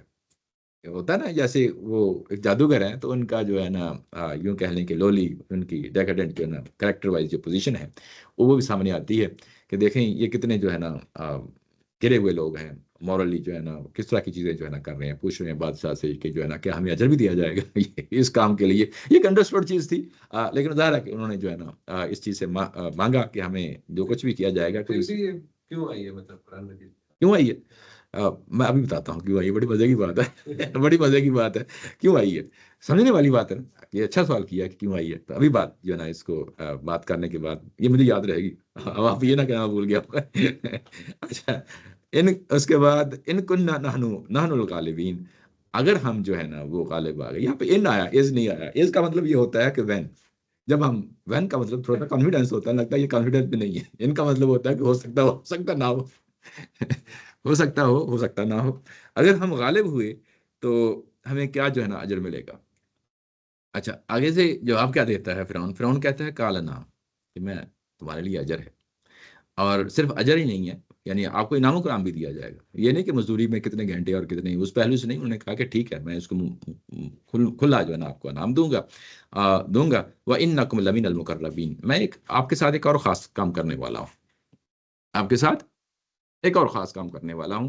وہ خاص کام یہ ہے کہ تمہیں اپنے مقرب لوگوں میں سے، مقرب لوگ کون سے ہیں؟ یہ ملا ہے نا، جو ملا یہی جو ہے نا بات کہی گئی ہے کہ سردار ہیں نا، مشیر ہیں اور وزراء ہیں اور باقی جتنے بھی جو لوگ ہیں وہاں پہ، جو آپ اس کی کلوز جو سرکل ہے اس میں جب لوگ آ جاتے ہیں تو ظاہر ہے کہ ان کو خاص مقام اور مرتبہ مل جاتا ہے بادشاہوں کی جو نا جو قربت میں ہوتے ہیں. تو میں آپ کو وہاں پہ لے جاؤں گا. یعنی آپ کو معمولی قسم کی جو ہے نا صرف ریوارڈ دے کے نہیں بھیج دوں گا کہ تم ایسے ہی لوگ ہو، بس ایسے ہی جو ہے نا جیسا کہ ہوتا ہے میجیشنس کے ساتھ، جو کرتب دکھانے والے لوگ ہوتے ہیں ان کے ساتھ عمومی طور پہ ایسا ہی ہوتا ہے. یہ ہمارے کلچر میں ہو سکتا ہے ان کے ساتھ میں بھی ایسا ہی ہو رہا ہو. تو یہ کہ میں تمہیں جو ہے نا خاص مقام اور مرتبے بھی جو ہے نا اپنی پوزیشن دوں گا. مقرب کا لفظ آ گیا ہے. اچھا، ہوتا یہ ہے کہ آئرنی آف سچویشن کچھ اس طرح کی ہے کہ یہ بالکل اپوزٹ ہوتا ہے. پریکٹیکلی یہ بالکل ایگزیکٹلی اپوزٹ صورتحال پیدا ہو جاتی ہے. یہ سب کچھ ہو جاتا ہے تو اس کے بعد اجر کون دیتا ہے؟ یہ قرآن نے دوسری جگہ ذکر کیا لیکن اجر یہاں پہ اللہ تعالیٰ کی ذات دے رہی ہے. مقرب کس کے بن رہے ہیں؟ اللہ کے بن رہے ہیں. یعنی یہ دیکھیں آئرنی آف دا سچویشن جو ہے نا کتنی بالکل اپوزٹ جو ہے نا وہ یہ صورتحال سامنے آتی ہے. آگے چل کے پتہ چل جائے گا یہ ساری صورتحال کا. لیکن یہاں پہ اصل میں اجر کا تقاضا وہ کسے کر رہے ہیں؟ فرعون سے کر رہے ہیں. انہوں نے آگے چل کے اجر کو بھی بھول گئے ہیں اور اپنی جانوں کو بھی قربان کرنے کے لیے تیار ہو گئے ہیں کہ تم نے پھانسی دنیا تو دے لو، سولی پہ چڑھانا چڑھا لو، ہم اپنی جانوں کی کوئی قیمت کوئی پرواہ نہیں کرتے. ہم اس اللہ کے پاس جا رہے ہیں، اجر ہمارا اس کے پاس ہے. وہی جو ہے نا ظاہر ہے کہ وہ پھر ظاہر ہے کہ اب قربت بھی وہی ہمیں دے گا، تم نہیں دے سکتے. تو یہ بالکل جو آپ نے کہا نا کہ الفاظ کیوں آئے ہیں، تو یہ بالکل اس کنٹراسٹ میں آئے ہیں کہ یہ کس جگہ پہ پوزیشن پہ کھڑے ہو کے بات ہو رہی ہے. اور بیک گراؤنڈ بھی بتانا ظاہر ہے کہ اس بیک گراؤنڈ میں یہ چیز پروفیشنلی وہ کس جگہ پہ اسٹینڈ کر رہے ہیں اور یہ کس جگہ پہ. یہ آج ہم نے 114 تک پڑھا ہے تو یہ کافی دلچسپ جو ہے نا یہ واقعہ ہے. انشاءاللہ اس کو اگلی دفعہ پھر جاری ساری رکھیں گے. اگلی دفعہ کیا پلان ہے فراز صاحب؟ ہوگا کلاس ہوگی کہ نہیں ہوگی؟ کلاس اسکپ کرتے ہیں جی کلاس اسکپ کرتے ہیں. جی ایسے ہی ہے. یہ آن لائن جو دوست حضرات ہیں یہ سامنے رکھیں کہ ابھی فراز صاحب جو ہے نا وہ ماہانہ میزان کی کلاس جو ہے نا وہ آرگنائز کر رہے ہیں. تو اس میں پھر جو ہے نا ایک دن میں 2 کلاسیں جو ہے نا میرا خیال ٹھیک نہیں ہے، اوور ڈوز ہو جائے گی. تو اسے بچنے کے لیے ہم جو ہے نا وہ 1 کلاس مہینے میں اسکپ کیا کریں گے، 3 کلاسیں مہینے میں ہوا کرے گی.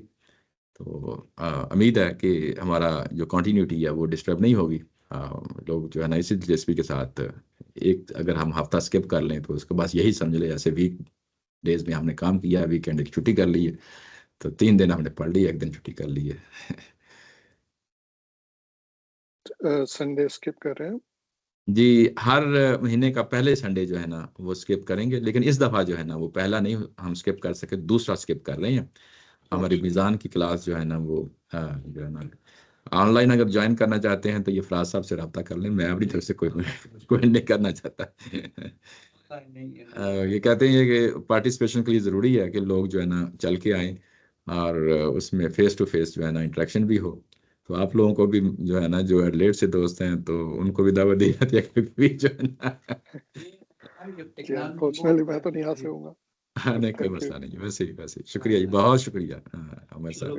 یہ ہم بتا دیا کریں گے جب مس ہوا کرے گا نا تو ہم وہاں پہ گروپ میں ڈال دیا کریں گے کہ یہ ہم مس کر رہے ہیں اور میزان کی جو ہے نا کلاس کی وجہ سے مس کر رہے ہیں. ٹھیک، بہت بہت شکریہ. بہت شکریہ عامر بھائی. کوئی سوال جی آن لائن حضرات؟ جی السلام علیکم. جی علی بھائی، علی بھائی کی پریورٹی دی جائے گی، وہ کبھی کبھی بات. اچھا ایک منٹ جی، علی بھائی سے پہلے ہاں علی بھائی یہ یہاں پہ مطالبہ کر رہے ہیں کہ سوال کرنا تو یہاں پہ آنا چاہیے. ہاں صحیح ہے سر. سوال یہ ہے کہ ہمیں پتہ ہے کہ جو احرام مصر ہیں ان کے پیچھے جو اسٹوریز ہمیں جو ملتی ہیں اس کی سب سے جو زیادہ جو سورس ہے وہ ہمیں قرآن مجید اور بائبل ملتا ہے. اس کے علاوہ اور کوئی ہمیں اس طرح کی چیز نہیں دکھتی. تو جو ریئل ورلڈ میں اگر ہم جس طرح ڈاکیومنٹریز دیکھتے ہیں یا کچھ جو کوئی بھی اس طرح کی چیز معلوم کرتے ہیں تو اس میں اس طرح کی کوئی بھی چیز ریفلیکٹ نہیں ہوتی، مطلب وہ مانتے ہی نہیں ہے نارملی جو ہے اس کا کوئی ذکر نہیں ہوتا کہ جو قرآن مجید سے کوئی چیز لی ہوئی ہو یا بائبل سے لی ہوئی ہو. ہمیں ایسا لگتا ہے کہ جسٹ پیور سپرفیشلی جو ان کی اپنی ریسرچ ہے وہ صرف سامنے لاتے ہیں، حالانکہ بائبل اور قرآن مجید میں سمجھتا ہوں کہ بہت زیادہ رچ ہے اس کی ہسٹری کے بارے میں. تو یہ ایسا کیوں ہے، وہ ان چیزوں کو پھر کیوں نہیں کنسیڈر کرتے؟ جی اس میں ایک چیز یاد رہنی چاہیے کہ سب سے پہلے جو ہے نا ایک چیز ہوتی ہے باہر سے سوالات پیدا کیے جاتے ہیں، وہ چلیں ٹھیک ہے، میں مانتا ہوں کہ ظاہر ہے لوگ جو بلیو نہیں کرتے وہ تو سوالات کھڑے کریں گے باہر سے. قرآن مجید کو جب ہم پڑھتے ہیں تو بے شمار ایسی چیزیں ہیں جو اس دور میں ہو رہی ہیں، قرآن نے ان کو سرے سے ذکر نہیں کیا. یعنی مذاہب کا نام لیا تو وہ انہی کا لیا ہے جو وہاں پہ موجود تھے، یعنی جو سعودیہ اور جزیرہ نما عرب میں جو ہے نا ارد گرد کے علاقوں میں جو اس وقت موجود تھا اسی کا نام لیا ہے قرآن مجید میں، اور وہ بھی اسی صورت میں لیا جب ضرورت پڑی، ادروائز نہیں. یعنی اس وقت چائنا جو ہے نا وہاں پہ مذہب تھا، ایک بہت بڑا جو ہے نا مذہب تھا کنفیوشس کا. اس طرح انڈیا میں بھی ہندوازم تھا، اور اس طرح اور دوسرے علاقوں میں بھی جو ہے نا مذاہب تھے. آپ مذہب میں کھڑے ہو کے ایک مذہب کا نام لینا قرآن مجید نے ذکر تک نہیں کیا ان کا. اس کے علاوہ اور بھی بے شمار چیزیں ہیں جو اس وقت جزیرہ نما عرب میں وقوع پذیر ہوئی ہیں، لیکن قرآن مجید نے اس کا جو ہے نا ذکر نہیں کیا. قرآن مجید اس طرح کی کتاب نہیں ہے کہ جس کو ہم عام آدمی جس طرح لکھتا ہے نا تو وہ ہر چیزوں کو شامل کرتا چلا جاتا ہے، اس طرح کی نہیں ہے. قرآن مجید ایک رسول کی سرگزشت ہوتی ہے بس. یعنی پچھلی کتابیں بھی سرگزشت، ایک رسول کی سرگزشت، دعوت کی سرگزشت، یعنی رسول کیسے اپنی دعوت شروع کرتے ہیں، کس قوم کو مخاطب کرتے ہیں، کیا مکالمہ ہوتا ہے، اسی کو ڈاکومنٹ کرتا ہے. یہ کوئی انسائکلوپیڈیا نہیں ہوتا. یہ بات یاد رکھیں. اگر جو مخالفین ہیں اگر وہ اس چیز کو سمجھ جاتے ہیں تو ویل اینڈ گڈ، اگر نہیں سمجھے تو یہ ہم سمجھے ہوئے ہیں. ہمارا یہ نقطہ نظر یہ ہے کہ یہ سرگزشت ہے. سرگزشت کا مطلب بس اتنا ہی ہے کہ یہ بات صرف مخاطبین تک جو ہے نا محدود رکھے گا، اس کو یونیورسل سٹیٹمنٹس نہیں دے گا، یا یونیورسل قسم کے جو ہے نا وہ چیزیں جو شامل ہوتی ہیں کتابوں کے اندر وہ ان کو کبھی بھی مینشن نہیں کرے گا.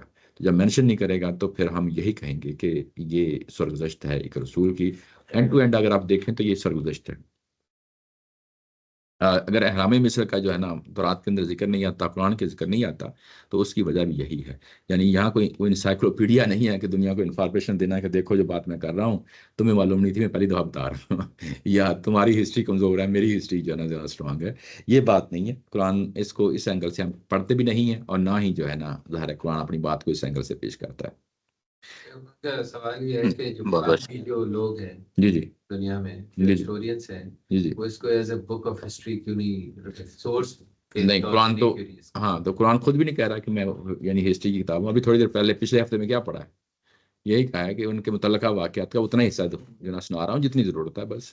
میرا خیال ہے کہ شاید اس کا فرق پڑ جاتا ہے، جی اسکوپ کا. ہاں اسکوپ کا فرق پڑ جاتا ہے. جو ہسٹورین ہے وہ اگر ہسٹری چیک کرے گا تو وہ کیسے کرے گا؟ کوئی کتاب تو موجود نہیں ہے، تو وہ تو مادی چیزوں کو لے کر جس طرح کے آج کے طریقے ہیں آرکیالوجی ہے اس کو بھی اس کے طریقے کو بھی کرتا ہے، یا پھر ہسٹورینس جو جیسے جو بائبل کی جو ہسٹوری ہے اس زمانے کی جوزیفس نے لکھی ہے، ان ہسٹورینس کے کو پتا ہو کہ وہ ہسٹورین کون ہے، بائبل کس سے لکھی ہے، تو وہ ان کے لیے یعنی وہ بھی سارا کچھ ذہنی اس پر ہے. جی جی وہ بھی لکھی ہوئی نہیں ہے، وہ بھی سارا یاد کی چیزیں ہیں جو معاشرے کے اندر عام ہے.